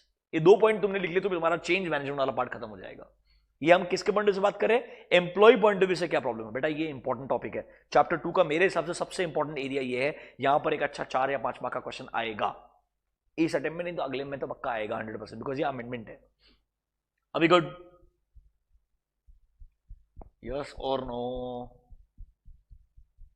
बीच वाला part अभी समझ लो, समझने के लिए इतना important नहीं, तुमने नहीं लिखा तो भी चल जाएगा. देखो, the way in which organization function will change obviously, क्योंकि जब नया ईआरपी आएगा तो सर ऑब्वियसली शायद लोगों के प्रोफाइल चेंज हो जाएंगे. तो सर प्लानिंग करने का तरीका, फोरकास्टिंग करने का तरीका, इंफॉर्मेशन को इंटीग्रेट, कुछ चीजों में बदलाव आएगा. एंड ऑब्वियसली वो बदलाव कभी कभी ऐसा होगा शायद वो आपके एग्जिस्टिंग विजन या मिशन के भी अलग जा सकता है. इसीलिए बहुत इंपॉर्टेंट है कि आप अपने प्रोजेक्ट का विजन मिशन डिफाइन करके रखो, पता करके रखो एग्जैक्टली जो बदलाव आएगा वो हमारे एक्सेप्टेबल नॉर्म्स के अंदर होना चाहिए, ताकि सर लोग उससे डेविएट ना हो. स्कोप ऑफ प्रोजेक्ट का बात नहीं कर रहा हूं मैं, in general because of new ERP it will make changes in the existing way of working in a company. वो जो काम करने का तरीका वो बदलेगा, तरीका बदलने दो, बट आपका विजन मिशन नहीं बदलना चाहिए, उससे आपने डेविएट नहीं होना चाहिए, ये आपने इंश्योर करना है. This is your point number 2. ये भी सिंपल है समझने के लिए, बट अगर तुमने पॉइंट नंबर 1 ये और ये भी लिख दिया तो भी तुम्हारा काम हो जाएगा. This is your change. हम क्या पढ़ रहे हैं, हम पढ़ रहे हैं भाई ईआरपी को इंप्लीमेंट करना है कंपनी में. इसमें कुछ प्रॉब्लम्स या इश्यूज आप फेस करने वाले हो. उसमें पहला इशू क्या है, people based issues. You have employees, you have management, you have implementation team, you have third party consultants, you have vendors जो आपको आईटी सोल्यूशन बनाने वाले हैं. इन सबसे कनेक्टेड क्या क्या प्रॉब्लम्स आने वाले. पहला वाला बदलाव. Since there is a change, how do you manage the change. How do you manage the change मतलब शायद एग्जिस्टिंग जॉब प्रोफाइल्स बदल जाएंगे, कुछ जॉब्स इरेलेवेंट बन जाएंगे, शायद स्कोप लोग बदलने का ट्राई करेंगे आपके प्रोजेक्ट का. इसको आप कैसे कंट्रोल करोगे. तो आपने रिस्क अगर समझ लिया ना, कंट्रोल आप आसानी से लिख पाओगे, मुझे दिक्कत नहीं है. इस point number 1 clear to you, change management. अच्छा, किसी को लगता नहीं यार मेरे लिए ये ट्रिकी है, तो मैं एक काम कर, तू ये पॉइंट छोड़ देना, बच्चे पॉइंट लिख ले, बहुत इजी है. जरा नीचे आ, ट्रेनिंग. सिंपल बात बोलता हूं आपको मैं, जब भी ये लंबे प्रोजेक्ट शुरू होते हैं, ERP implementation can be a good 1 year 2 year projects also. आजकल बहुत छोटा हो गया है, 6-8 महीने में खत्म हो जाता है, but earlier it used to be 1 year 2 year long projects depending upon the organization and nature of ERP. क्या होता है, ओरिजिनली जो बजट प्लानिंग करते हो, समझ रहे हो मेरा, एक पॉइंट का तो इतना बोर हो जाते हो उस प्रोजेक्ट से कि जब लास्ट में ट्रेनिंग वाला पार्ट आता है, तुमने ईआरपी लगा दिया है, पर तुमने एग्जिस्टिंग लोगों को ट्रेन तो करना पड़ेगा ना, how to use a new system. तो लोग क्या होता है, इनिशियल लेवल पे इतना पैसा खर्च कर देते हैं that at the end level there is no sufficient budget left for training of employees, and इससे लोग बहुत परेशान होते हैं एंड बहुत बड़ा मिसमैच हो जाता है. जो नया सिस्टम है वो आ जाता है और एग्जिस्टिंग लोगों को उसको यूज करना नहीं आता. देखो, since greater part of training, ये रेनिंग नहीं है, ट्रेनिंग है, training takes place towards the end of the ERP implementation, management कभी कभी कर्टेल करता है, मतलब रिड्यूस कर देता है ट्रेनिंग को, क्योंकि उसका ओवरऑल कॉस्ट पहले ही बढ़ चुका होता है. ये होता ही है क्योंकि कॉस्ट प्लानिंग ढंग से नहीं होती है, इसीलिए ऐसा हो ही जाता है. हमको सर पहले स्टार्टिंग से इसको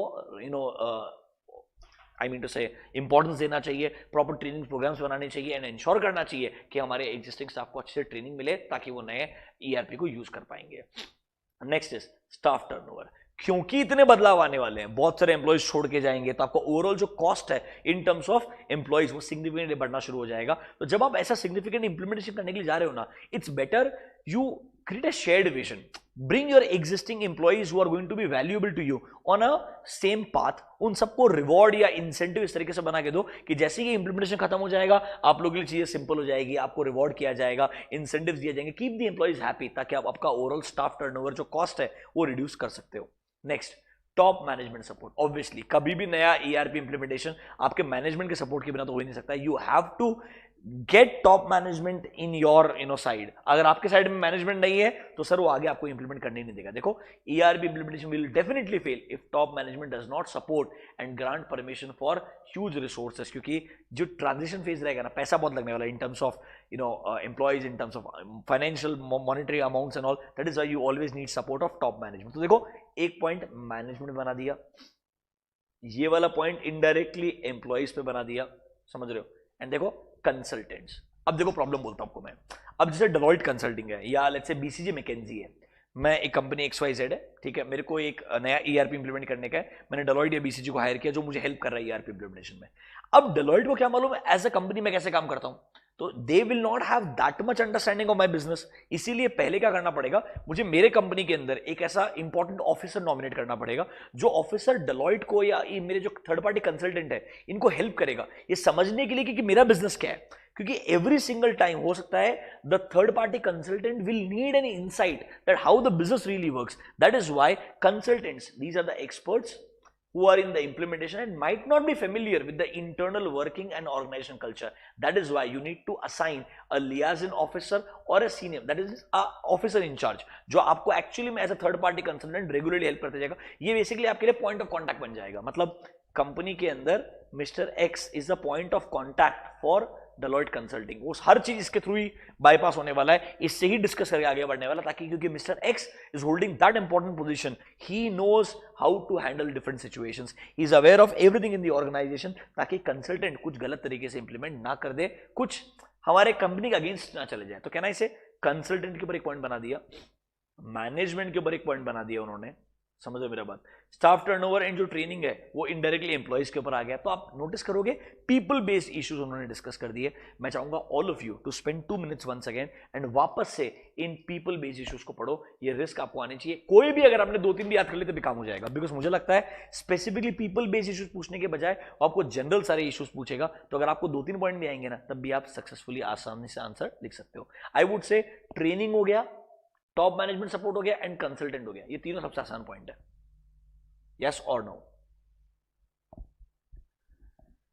अरे यस और नो तो चुपचाप पढ़ो एक बार, ये सबसे इंपॉर्टेंट है, इधर लैक मत करो, इसको अच्छे से समझो, यही पार्ट सबसे डिफिकल्ट है इस चैप्टर का।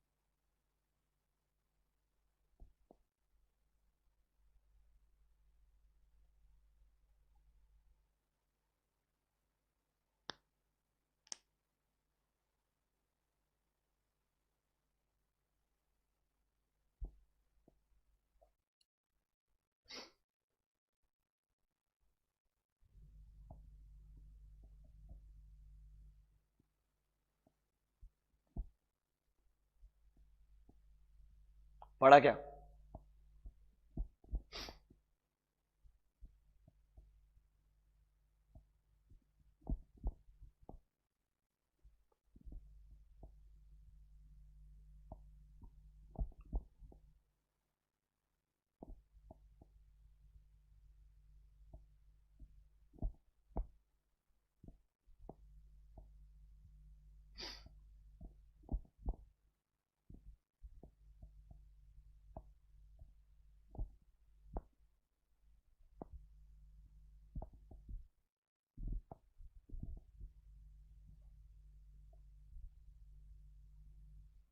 Done. Let's go to number 2, process risk. अब देखो ये प्रोसेस का मतलब है business process. If you ask me process here means business process. देखो हम ईआरपी क्यों ही लगा रहे हैं, मतलब नॉन इंटीग्रेटेड से इंटीग्रेटेड पे क्यों जा रहे हैं, क्योंकि हम चाहते हैं सारे बिजनेस प्रोसेसेस ना इंटीग्रेट हो जाए, ताकि इससे हमारा ओवरऑल ऑपरेटिंग एफिशिएंसी इनहैंस होगा, कॉस्ट रिड्यूस होगा सिग्निफिकेंटली, प्रॉफिटेबिलिटी मार्जिन बढ़ेगा। तो कैन आई से जो मेन रीजन है ईआरपी को इंप्लीमेंट करने का वो है to improve, streamline and make sure all business processes are working more efficiently and productively. यही आप अचीव करना चाहते हो। अब सबसे बड़ा प्रॉब्लम क्या मैं आपको बोलता हूं, जब भी आप एक ईआरपी इंप्लीमेंट करोगे तो ऑन पेपर थियोरेटिकली हम परचेस प्रोसेस ना अब ईआरपी जैसा बोलते हैं वैसा फॉलो करेंगे, बट जो हमारे डे टू डे एक्टिविटीज है, let's say for example quotation analysis, अब जब आप नॉन इंटीग्रेटेड सिस्टम फॉलो करते थे तब यार एम्प्लॉइज ना अपने हिसाब से काम करते थे, यार परचेस डिपार्टमेंट अपने हिसाब से काम करता था। तो आज भी ना डे टू डे ऑपरेशंस में इनिशियल लेवल पे प्रॉब्लम्स आने वाले हैं, दैट प्रोजेक्ट मैनेजमेंट जो है, प्रोग्राम मैनेजमेंट जो है वो आसानी से नहीं होगा। मतलब वो आप चाहोगे ईआरपी में सारा डिटेल डालना, आपने सुना होगा जब भी कोई नया सिस्टम आता ना, इवन अब मैं आपको कमेंट नहीं करना चाहता, मतलब it will be little wrong, but चलो थोड़ा एग्जांपल देता हूं। एसएसपी पोर्टल जो अपना आईसीआई का है, अभी भी मुझे लगता है when it comes to their certain employees, they I believe there is some questioning that we used to do something in this way, why do we have it to why do we have to do it the other way around? So this kind of conflict always exists at the ground level. वो ground level conflict ना initial stages में रहता ही है, वो कहलाता है programme management. मतलब sir हो सकता है there is a information gap और conflict between day to day program management activities and मतलब जो लोग जिस तरीके से काम करते हैं एंड जिस तरीके से ईआरपी उनसे काम करवाना चाहता है वो शायद इतना आसान नहीं रहेगा। ये शायद अभी भी कन्वेंशनल या एकदम बेसिक तरीके से काम करता होगा, प्रॉब्लम आ सकती है। इस ब्रिज को प्रॉब्लम को, इस गैप को ब्रिज करना पड़ेगा धीरे धीरे आपको, ओवरऑल धीरे धीरे होगा with better employees, with better supervision by supervisor. And sir सबसे इंपॉर्टेंट चीज ईआरपी में ना आप चाहते हो एग्जिस्टिंग प्रोसेस को भूल करके बिजनेस प्रोसेस रीइंजीनियर, बीपीआर लगाना। आपको मैंने पढ़ाया है एसएम के अंदर, ये सिग्निफिकेंट चेंजेस होते हैं। और जब भी आप बीपीआर लगाते हो ना, री इंजीनियरिंग जब आप करते हो ना, you are not looking for minor changes, you are looking for significant improvement in the business processes. And इसके लिए आपको एग्जिस्टिंग स्ट्रक्चर्स, एग्जिस्टिंग लोगों के माइंड सेट, एग्जिस्टिंग स्किल, सब कुछ आपको ड्रॉप करके नए तरीके से शुरुआत करना पड़ता है। तो कुछ प्रोसेसेस और कुछ लोग जो उस प्रोसेस में है वो बहुत तकलीफ में आने वाले हैं, वो एक प्रॉब्लम क्रिएट करके देगा। तो यस, प्रोसेस रिस्क इन्होंने बहुत अच्छे से एक्सप्लेन नहीं किया है, बट दो ही चीज लिखी है कि जो छोटे लेवल पे प्रोग्राम मैनेजमेंट वाला पार्ट है वो शायद मुश्किल हो जाएगा, बिकॉज जो ईआरपी चाहता है और जो तरीके से काम फॉलो होता है वहां पर एक इंफॉर्मेशन गैप या कम्युनिकेशन गैप हो सकता है। ये प्रोसेस रिस्क है। I don't think it's that important, but आप चाहो तो एटलीस्ट इतना पॉइंट, ये जो पार्ट है ये लिख करके एग्जाम्पल दे सकते हो। There can be information gap, सिर्फ एक वर्ड लिख दो, information gap in program management activities, information gap between program management activities and ERP. This can be one point. Now let's go to technology risk. ये important है। अब देखो क्या बोलते हैं, जब भी आप एक नया ईआरएम लगा रहे हो तो आप obviously best possible technology use करना ट्राई करोगे। सेम वही रिस्क है, याद है टेक्नोलॉजी वाली रिस्क जो मैंने पढ़ाई थी चैप्टर नंबर 1 के अंदर, ऑलमोस्ट सेम पॉइंट आने वाले हैं यहाँ पे। अब देखो जब भी नया ईआरपी लगा रहे हो सकता है नए ईआरपी में बहुत सारे फीचर्स हैं, पर यार वो बहुत सारे फीचर्स तुम्हारे कंपनी के लिए रिलेवेंट है। So when you try to implement everything, you might realize that out of 10 4 things are irrelevant for your business completely. So you might just copy paste them, but when people are actually using it, they'll realize कि तो हमारे लिए काम का ही नहीं है और ये existing situation को mess up कर सकता है। तो sir software functionalities, there can be more than required functionalities, तो आपको स्ट्रीमलाइन करना बहुत जरूरी है। देखो ERP systems may offer huge variety of features and functions, however all organizations may not require all those features, so implementing all at the same time will not be good for the company, it will create disastrous impact on the organization। तो एक technology point of view से बात कर रहा है, शायद बहुत सारे फीचर्स भी अच्छी चीज नहीं रहेंगे, एक रिस्क रहेगा। दूसरा obsolescence, this is a very very common risk when it comes to technology, कि जो आप टेक्नोलॉजी अडॉप्ट कर रहे हो सर हर दिन बदलते रहती है, शायद वो ऑब्सोलीट हो जाएगी। तो आपको बहुत सोच समझ करके अच्छे से चॉइस करना पड़ेगा which ERP, which let's say cloud computing अगर आप यूज करना तो कि कौन सा वाला, SaaS के थ्रू यूज कर रहे हो, PaaS के थ्रू, IaaS के थ्रू, किस तरीके से यूज कर रहे हो आपको पता होना चाहिए। नेक्स्ट, हर ईआरपी के अंदर रेगुलरली एनहेंसमेंट या अपग्रेड्स आते रहेंगे। आपका iOS बदलते रहता है, आपका एंड्रॉइड में अपग्रेड आता रहता है, वो अपग्रेड्स रेलेवेंट टाइप पे इंस्टॉल होने चाहिए, ठीक तरीके से होने चाहिए। अगर अपग्रेड्स इंस्टॉल नहीं किए तो बग्स आने शुरू हो जाएंगे। Next, application portfolio management. हाँ, जो आपके ईआरपी का एप्लीकेशन है वो सिर्फ ऐसा नहीं है कि एक ही प्रॉब्लम या एक ही बिजनेस के लिए। If your organization into multiple businesses, वो आइडली सबके लिए अप्लाई होना चाहिए। It should apply to the entire portfolio, तभी फायदा होगा। वरना क्या होगा, बाकी सबके लिए वापस आप नया नया ईआरपी ढूंढते रहोगे तो वो इंटीग्रेशन नहीं हो पाएगा। तो sir, these process should focus on selection of new business applications also, ताकि पूरे पोर्टफोलियो को एक आसानी से आप इंप्लीमेंट कर पाओ। ये एक थोड़ी रिस्क है, तो हो सकता है ये ईआरपी एग्जिस्टिंग बिजनेस पोर्टफोलियोज के लिए काम करेंगे, शायद नए वाले पोर्टफोलियोज के लिए काम नहीं कर पाएंगे या नए बिजनेस के लिए काम नहीं कर पाएंगे। This is one of the important risk. I would से सॉफ्टवेयर फंक्शनैलिटी, टेक्नोलॉजी ऑब्सोलेसेंस, ये दो ही आसान है आपके लिए। और तीसरा वाला अपग्रेड लिखना तो भी आप देख सकते हो, ये भी बहुत इजी है कंपैरेटिवली। तो टेक्नोलॉजी रिस्क में प्रॉब्लम नहीं आएगा। पीपल रिस्क फिर भी इंपॉर्टेंट था, प्रोसेस रिस्क टाइम पास था, टेक्नोलॉजी रिस्क फिर भी इंपॉर्टेंट है क्योंकि अलग से क्वेश्चन बन सकता है। And then comes your other implementation issues. अगर 6 मार्क के लिए क्वेश्चन आया तो आपको अदर इंप्लीमेंटेशन इश्यूज दिखने पड़ेंगे, और बिल्कुल सिंपल है, लॉजिकल भी है। देखो, सबसे पहला, lengthy implementation time. It can take more than a year. It can take 1 to 4 years also. And because of this, हो सकता है आपका ओवरऑल टर्नओवर सिग्निफिकेंटली बढ़ते जाएगा, इतना लेंथी टाइम पीरियड हो जाएगा that people are very excited at the start, पर धीरे धीरे वो एंथुजियाज्म, वो एक्साइटमेंट खत्म होते जाएगा। तो वो आपको मेंटेन करने के लिए बहुत इंपॉर्टेंट रहेगा कि आप you keep everyone alive, keep everyone part of the overall process. This is one of the biggest risk. Next, insufficient funding. क्योंकि ओरिजिनली जब आप प्रोजेक्ट प्लान करते हो ना, तो आप ऑन पेपर सोचते हो, अरे भाई क्या है, टेक्नोलॉजी के लिए इतना पैसा लगेगा, मेंटेनेंस के लिए इतना पैसा लगेगा, थर्ड पार्टी कंसल्टेंट का इतना पैसा लगेगा। आप इन जनरल सोचते हो ऑन पेपर, पर जब आप एक्चुअली इंप्लीमेंटेशन करने के लिए जाते हो, मे बी पता चलेगा जो आपने ओरिजिनल फंडिंग प्लान किया था वो बहुत इनसफिशिएंट है। This happens in bloody 8 projects out of 10। It's very very common. This is the biggest problem. Next, data safety. बहुत जनरल पॉइंट बोला है। Since is a central database, तो कैन आई से पूरा डेटा सेफ्टी अपने आप में एक बहुत बड़ा इशू बन जाएगा। Since there is only one set of data, if data is lost, whole business can be stand still, but you can have a backup. Next, speed of operation. क्योंकि central database है तो उसको लगता है एक point के बाद में हमारा स्पीड जो है वो खराब होना शुरू हो जाएगा, but I would say there can be multiple supporting systems जो इस चीज को ठीक करके रखेगा।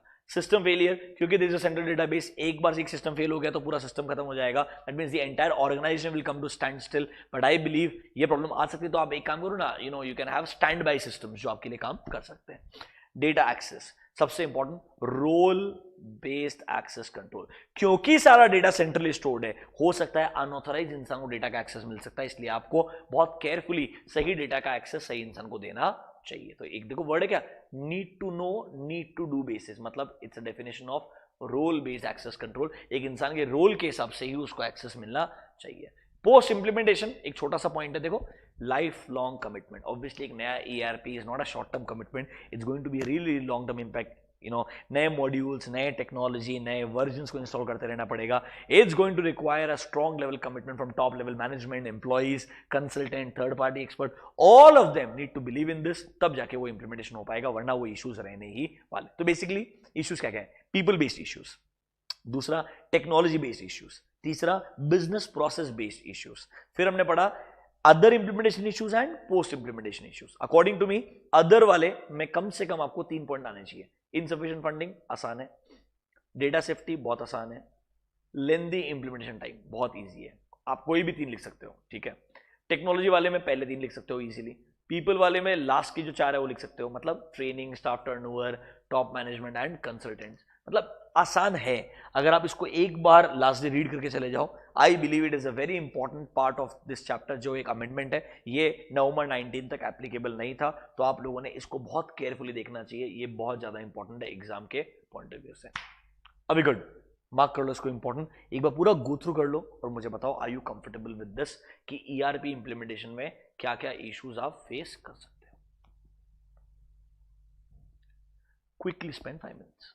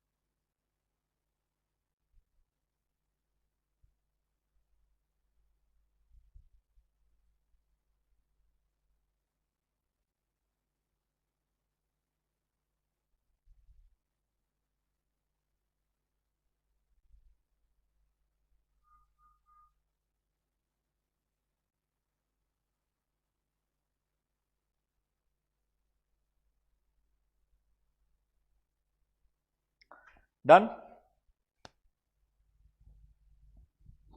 आगे बढ़े, चलो come to page number 102, role based access control. 2 mark के लिए क्वेश्चन पूछा जा चुका है ऑलरेडी, वापस भी आ सकता है।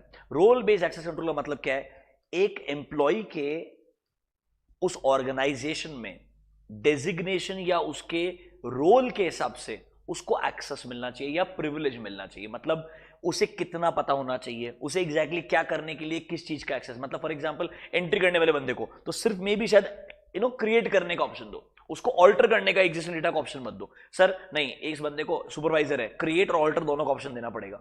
या एक दूसरा ऐसा डिपार्टमेंट है जिसको नया डेटा एंटर करना है, उसको सिर्फ मेरे को फॉर एग्जांपल सेल्स वाला बंदा है, वो इन्वेंट्री में चेंजेस नहीं ला सकता, बट वो इन्वेंट्री का कंडीशन चेक कर सकता है before making a commitment to the customer. तो सर उसको सिर्फ व्यू का ऑप्शन दे सकते हो आप। तो ये डिपेंड करता है कि आप एग्जैक्टली किस पर्टिकुलर डिपार्टमेंट में किस इंसान को उसके रोल के हिसाब से डिसाइड कर रहे हो उसको कितना एक्सेस मिलना चाहिए। This control is called as role based access control. देखो, it is an approach of restricting system access to only authorise user. Sir इसका मतलब है एक ऐसा पॉलिसी न्यूट्रल एक्सेस मैकेनिज्म जो सर एक एम्प्लॉय के रोल के हिसाब से उसको प्रिविलेजेस देगा। इनडायरेक्टली अगर आप चाहो तो 4 ऑप्शंस है, या तो सर आप सिर्फ उसको क्रिएट करने का ऑप्शन दो, या उसको सिर्फ ऑल्टर करने का ऑप्शन दो, या क्रिएट प्लस ऑल्टर दे दो, या सिर्फ व्यू ऑप्शन दे दो। आपने सुना होगा रीड ओनली व्यू, मतलब आप सिर्फ रीड कर सकते हो, व्यू कर सकते हो, कुछ चेंजेस नहीं कर सकते उसके अंदर आइडियली। समझ रहे हो मेरा बात? या सर उसको सिर्फ प्रिंट कर सकते हो, मतलब आउटपुट को सिर्फ प्रिंट आउट निकाल सकते हो, दैट्स इट। तो this the different types of axes what you can give. तो सर ये एक एग्जांपल दिया है, अलग अलग कंपनी में, अलग अलग डिपार्टमेंट में, अलग अलग लोगों के पास में किस किस चीज का एक्सेस कैसे दिया जाता है। आरबीएसी एक 2 मार्क के लिए अच्छा कॉन्सेप्ट है, आप सबको मालूम रहेगा। Come to the audit of ERP, important है एंड इस पे क्वेश्चन आ भी चुका है, ऐसा नहीं बोलूंगा मैं कभी क्वेश्चन नहीं पूछा गया है। तो सर मुझे एक बात बताओ, अब जब एक कंपनी नॉन इंटीग्रेटेड सिस्टम के थ्रू अकाउंटिंग करता था तब आप ऑडिटिंग कर रहे थे। अब वो सेम कंपनी ईआरपी है, let's say integrated system follow करता है, तब भी आप ऑडिटिंग करने वाले हो।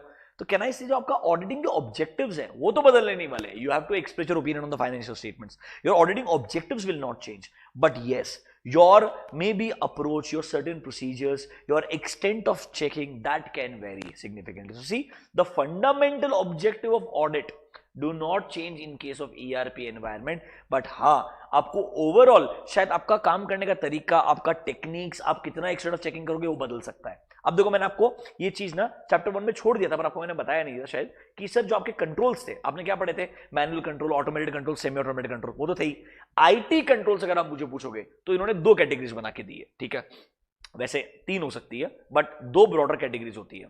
तो आईटी कंट्रोल्स अगर आप मुझे पूछोगे 2 ब्रॉडर कैटेगरी में डिवाइड कर सकते हो। चैप्टर 3 में आने वाला ही, फिर भी बोलता हूं तो मैं,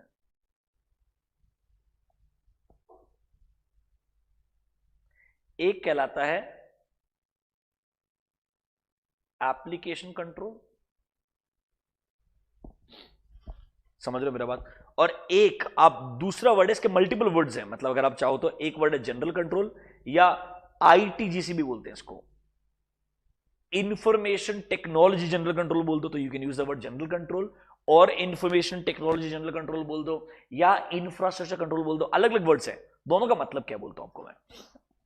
आईटीजीसी का मतलब है जब आप एक कंपनी के अंदर, लेट्स से आज तक नॉन इंटीग्रेटेड सिस्टम था, अब आप ईआरपी का सिस्टम इंप्लीमेंट कर रहे हो, तब आप जब सबसे पहले आईटी का पूरा इंफ्रास्ट्रक्चर क्रिएट कर रहे हो ना, वो कंट्रोल्स कहलाएंगे मेरे आईटीजीसी कंट्रोल्स। मतलब चॉइस ऑफ क्या सॉफ्टवेयर आप यूज करने वाले हो, कौन सा ईआरपी यूज करने वाले हो, किससे वो ईआरपी एक्वायर करने वाले हो, कैसे उसको इंप्लीमेंट करने वाले हो, उस ईआरपी में क्या क्या फंक्शनैलिटीज आने वाले हैं, मतलब कैसे रोल बेस्ड एक्सेस कंट्रोल्स लाए जाएंगे, ये सारे जो कंट्रोल्स है वो सब आते हैं मेरे इंफॉर्मेशन टेक्नोलॉजी जनरल कंट्रोल में। कहना इसे ये ब्रॉडर लेवल के कंट्रोल हो गए। This ITGC will include my configuration basically, if you ask me, configuration and up to some extent masters also. ये जो एप्लीकेशन कंट्रोल्स है वो ट्रांजैक्शंस के लिए होता है। तो अगर आप मुझे पूछोगे कॉन्फ़िगरेशन, मास्टर, ट्रांजैक्शन, तो जो कॉन्फ़िगरेशन और मास्टर वाला पार्ट है ना, वो कहीं ना कहीं आईटीजीसी में आता है, मेरे इंफॉर्मेशन टेक्नोलॉजी जनरल कंट्रोल में आता है। वो ऐसे कंट्रोल्स है जो आईटी इंफ्रास्ट्रक्चर को बनाने के लिए होते हैं। मतलब कैसे आप एक इंफ्रास्ट्रक्चर का डिजाइनिंग करोगे, कॉन्फ़िगरेशन करोगे, कौन सा सिस्टम अक्वायर करोगे, कैसे उसको इंप्लीमेंट करोगे, कैसे उसको इंप्रूव करोगे, ये सारे एक्टिविटीज जो है आपके जनरल कंट्रोल्स में आती है। तो पहले आपको वही चेक करना पड़ेगा दैट फॉर एग्जांपल इस कंपनी के अंदर नया ईआरपी ईआरपी इंप्लीमेंट करने का ओवरऑल प्रोसेस क्या था, who had the power to make the decisions, किसने डिसीजन लिया कि नया ईआरपी इंप्लीमेंट करने का है, किससे एक्वायर किया ये डिसीजन किसने लिया, कैसे इंप्लीमेंट किया गया।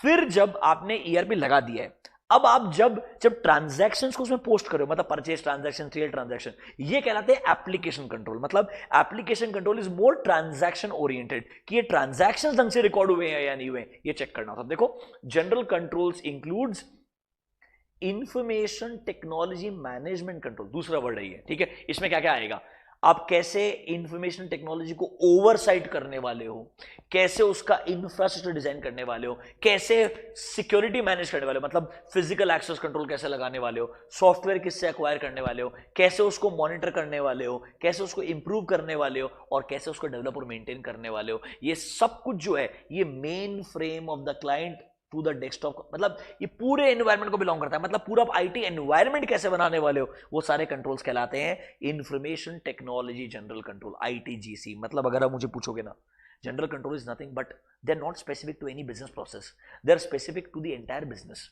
मतलब पूरे बिजनेस के लिए जो आप जनरल कंट्रोल्स लगाते हो ना, वो कहलाते हैं information technology general control. This is more regarding how do you plan to configure or design your entire IT infrastructure in the organization. All those controls will be covered under ITGC. इसमें पता है important क्या है, decisions कौन ले रहा है, क्या ऑथराइज इंसान डिसीजन ले रहा है, क्या ऑथराइज इंसान इंश्योर कर रहा है कि ये डिसीजन ढंग से लिए जा रहे हैं। एंड सर, जब आप ये ट्रांजेक्शन को रिकॉर्ड करने वाले हो ना, तब आप आओगे एप्लीकेशन कंट्रोल पे।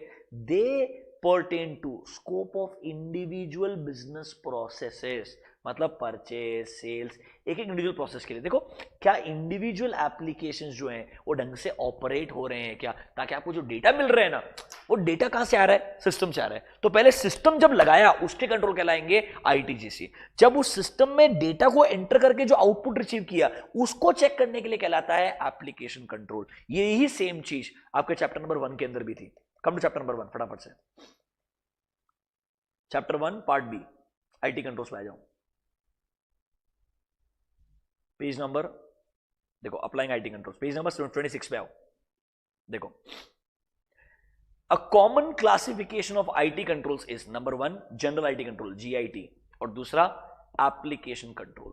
ठीक है, एक आईटी डिपेंडेंट कंट्रोल भी रहता है, वो मैं आपको पढ़ाऊंगा अलग से, बट अभी के लिए दो important word, general IT control and application control. अब देखो, general IT controls are macro in nature and उनका इंपैक्ट ना पूरे आपके कंपनी का आईटी एनवायरनमेंट पे आएगा, जबकि एप्लीकेशन कंट्रोल ना एक स्पेसिफिक प्रोसेस के लिए होता है। तो देखो, एप्लीकेशन कंट्रोल की एग्जांपल देखो पहले। एप्लीकेशन कंट्रोल्स बेसिकली चेक करते हैं क्या जो आपने एक एप्लीकेशन को लेट्स से परचेस प्रोसेस के लिए जो ईआरपी लगाया है, सेल्स के लिए जो लगाया है, क्या वो प्रिवेंट डिटेक्ट कर पाएगा एरर्स को। देखो, for example in case of banking, day to day transactions के लिए हमारे एप्लीकेशन कंट्रोल्स होते हैं। क्या विड्रॉल्स एक लिमिट के बियॉन्ड अलाउड नहीं है, डेटा जब आप एंटर कर रहे हो, फॉर एग्जांपल सिर्फ न्यूमेरिकल डेटा ही अलाउड है, या जैसे पासवर्ड आप डालते हो तो पासवर्ड के अंदर अल्फा न्यूमेरिक की आना चाहिए, वो सब एप्लीकेशन कंट्रोल्स है, एक इंडिविजुअल एक्टिविटी के लिए है। देखो, या आपके सेपरेशन ऑफ बिजनेस फंक्शंस, मतलब ट्रांजैक्शन को इनिशिएट कौन करेगा, ऑथराइज कौन करेगा, ये एक इंडिविजुअल एक्टिविटी के लिए, ये पूरे आईटी इंफ्रास्ट्रक्चर के लिए नहीं है। बट सिक्योरिटी का पॉलिसी क्या रहेगा, फिजिकल एक्सेस कंट्रोल्स कैसे रहने वाले हैं, कौन सा ईआरपी यूज करेंगे, किससे ईआरपी एक्वायर करेंगे, कैसे इंप्लीमेंट, ये सब डिसीजन ना ये पूरे जनरल आईटी कंट्रोल्स के हैं। ये जो एक्सेप्शंस को रिपोर्ट करने वाला काम हो गया, टोटलिंग करने वाला काम हो गया, ट्रांजैक्शंस के लिए कौन लॉक कर रहा है, किसने एंट्री किया, किसने नहीं किया, ये सारे जो बेसिक एप्लीकेशन कंट्रोल्स है। So application controls are more transaction oriented and general IT controls are more configuration and master oriented. Do you understand the difference? Do you understand the difference? Now come to general IT control. देखो, नाम क्या क्या है, पहला हमारा information का overall security policy कैसा रहेगा, ठीक है, कैसे आईटी फंक्शंस को सेग्रीगेट किया जाता है, सेग्रीगेशन ऑफ ड्यूटी कैसे बनाया जाएगा, कैसे हम सिस्टम को अक्वायर करेंगे एंड इंप्लीमेंट करेंगे, ये सब आगे चैप्टर 3 पे आने वाला है। कैसे चेंज मैनेजमेंट होगा, मतलब जो बदलाव लेके आना है सिस्टम के अंदर, वो कौन ऑथराइज करेगा, कौन आरबीएससी को भी इंप्लीमेंट करने में बदलाव लेके आ सकता है, बैकअप रिकवरी कैसे होगा, अगर प्रॉब्लम हो तो बिजनेस कंटिन्यूटी प्लान कैसे बनाया जाएगा, इंसिडेंट रिपोर्टिंग कैसे कैसे होने वाला है, यूजर ट्रेनिंग एंड क्वालिफिकेशन कैसे, मतलब जो ब्रॉडर लेवल पे आईटी के इंफ्रास्ट्रक्चर रिलेटेड जो कंट्रोल्स है ना, वो कहलाते हैं आईटी जैसे कंट्रोल्स। एंड सिर्फ एक बिजनेस प्रोसेस से connected entry of a data in a particular application, that is called as application control. तो इवन ऑडिट ऑफ ईआरपी जब आप करोगे तो आपको पहले जनरल आईटी कंट्रोल चेक करने पड़ेंगे, फिर एप्लीकेशन आईटी कंट्रोल चेक, फिर एप्लीकेशन कंट्रोल चेक करने पड़ेंगे. तो कैन आई से objective of audit in ERP will remain same? Yes, your approach will be little different. यहां पर आपको पहले general IT control and application control को चेक करना पड़ेगा. ये सेम चीज तुमको मैंने ऑडिट में भी पढ़ाया है. Audit in an automated environment के अंदर सेम चीज पढ़ाई है तुमको मैंने.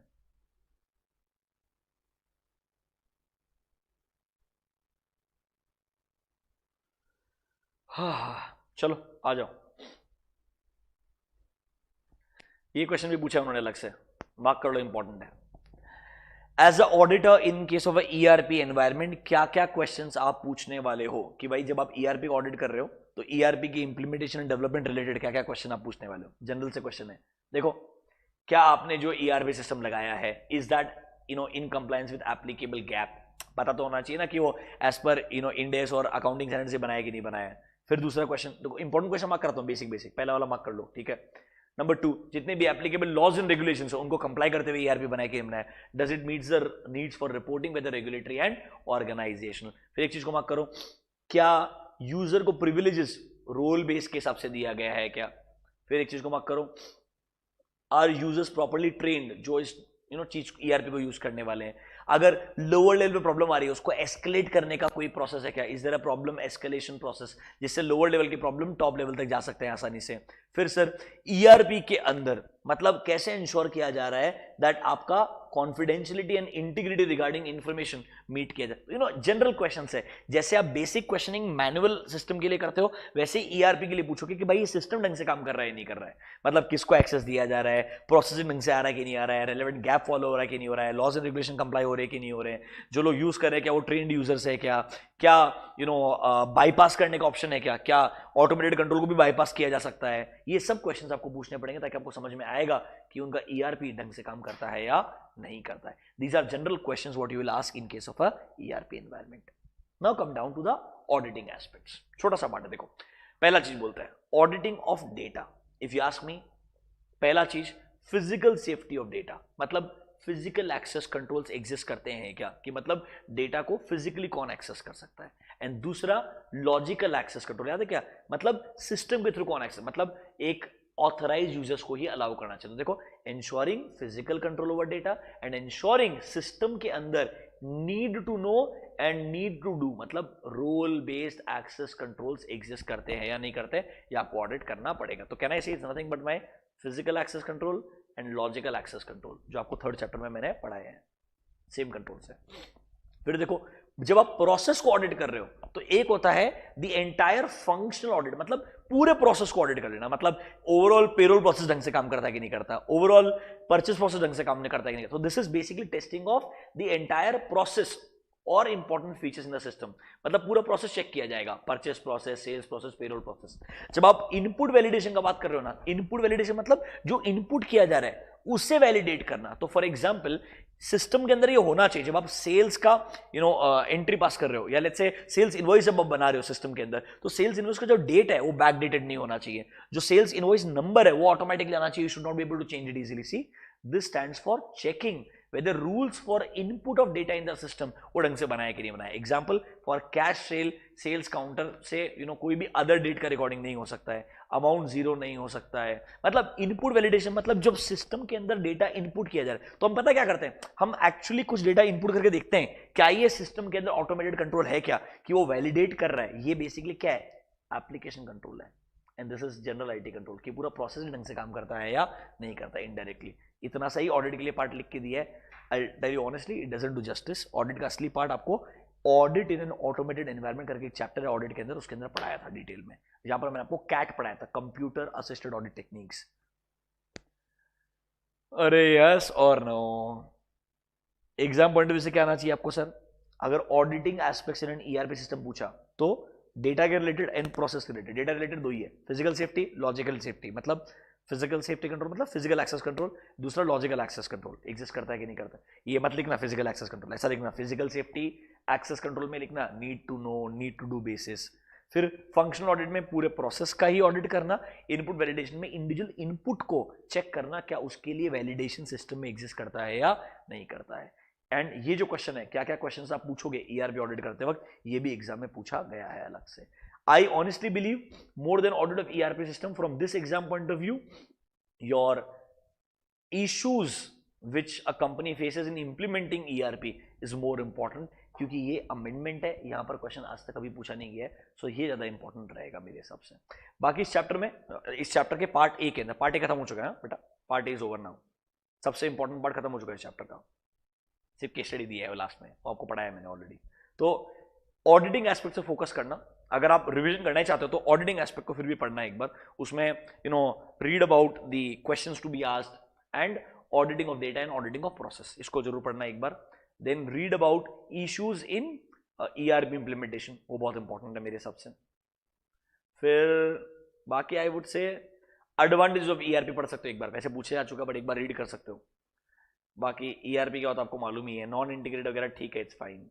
Installed and cloud based application में डिफरेंस क्या होता है ये रीड कर सकते हो आप. फ्रंट एंड बैक एंड भी वैसे सिंपल सा एक बार पूछा जा चुका है ऑलरेडी. बाकी I don't think anything is that great from part A. So this marks the end of chapter 2 part A, which is the actually most interesting and difficult area from exam point of view. बचे हुए जो 3 part है BCD, वो बहुत simple है, इतना difficult नहीं है, उसको हम पढ़ के उड़ा देंगे.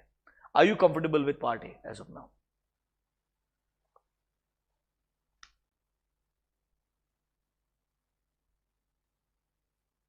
Sure. अब हम काम करने वाले हैं वापस से. See I don't want to spoil my throat, क्योंकि हम बिना माइक के बात कर रहे हैं टेक्निकली, तो will take a break for half an hour. 4 o'clock we start again, and I think एक डेढ़ 1.5 hour लगेगा, and we can finish off the chapter number 2. चलेगा? Raise your hands if you are with me. That will start at 4 o'clock and by 5:30 will finish off the remaining part of this chapter. At least दोनों chapter खत्म हो जाएंगे, 20 marks का खत्म हो जाएगा syllabus यार. ठीक है? So will resume at 4 o'clock. Thank you.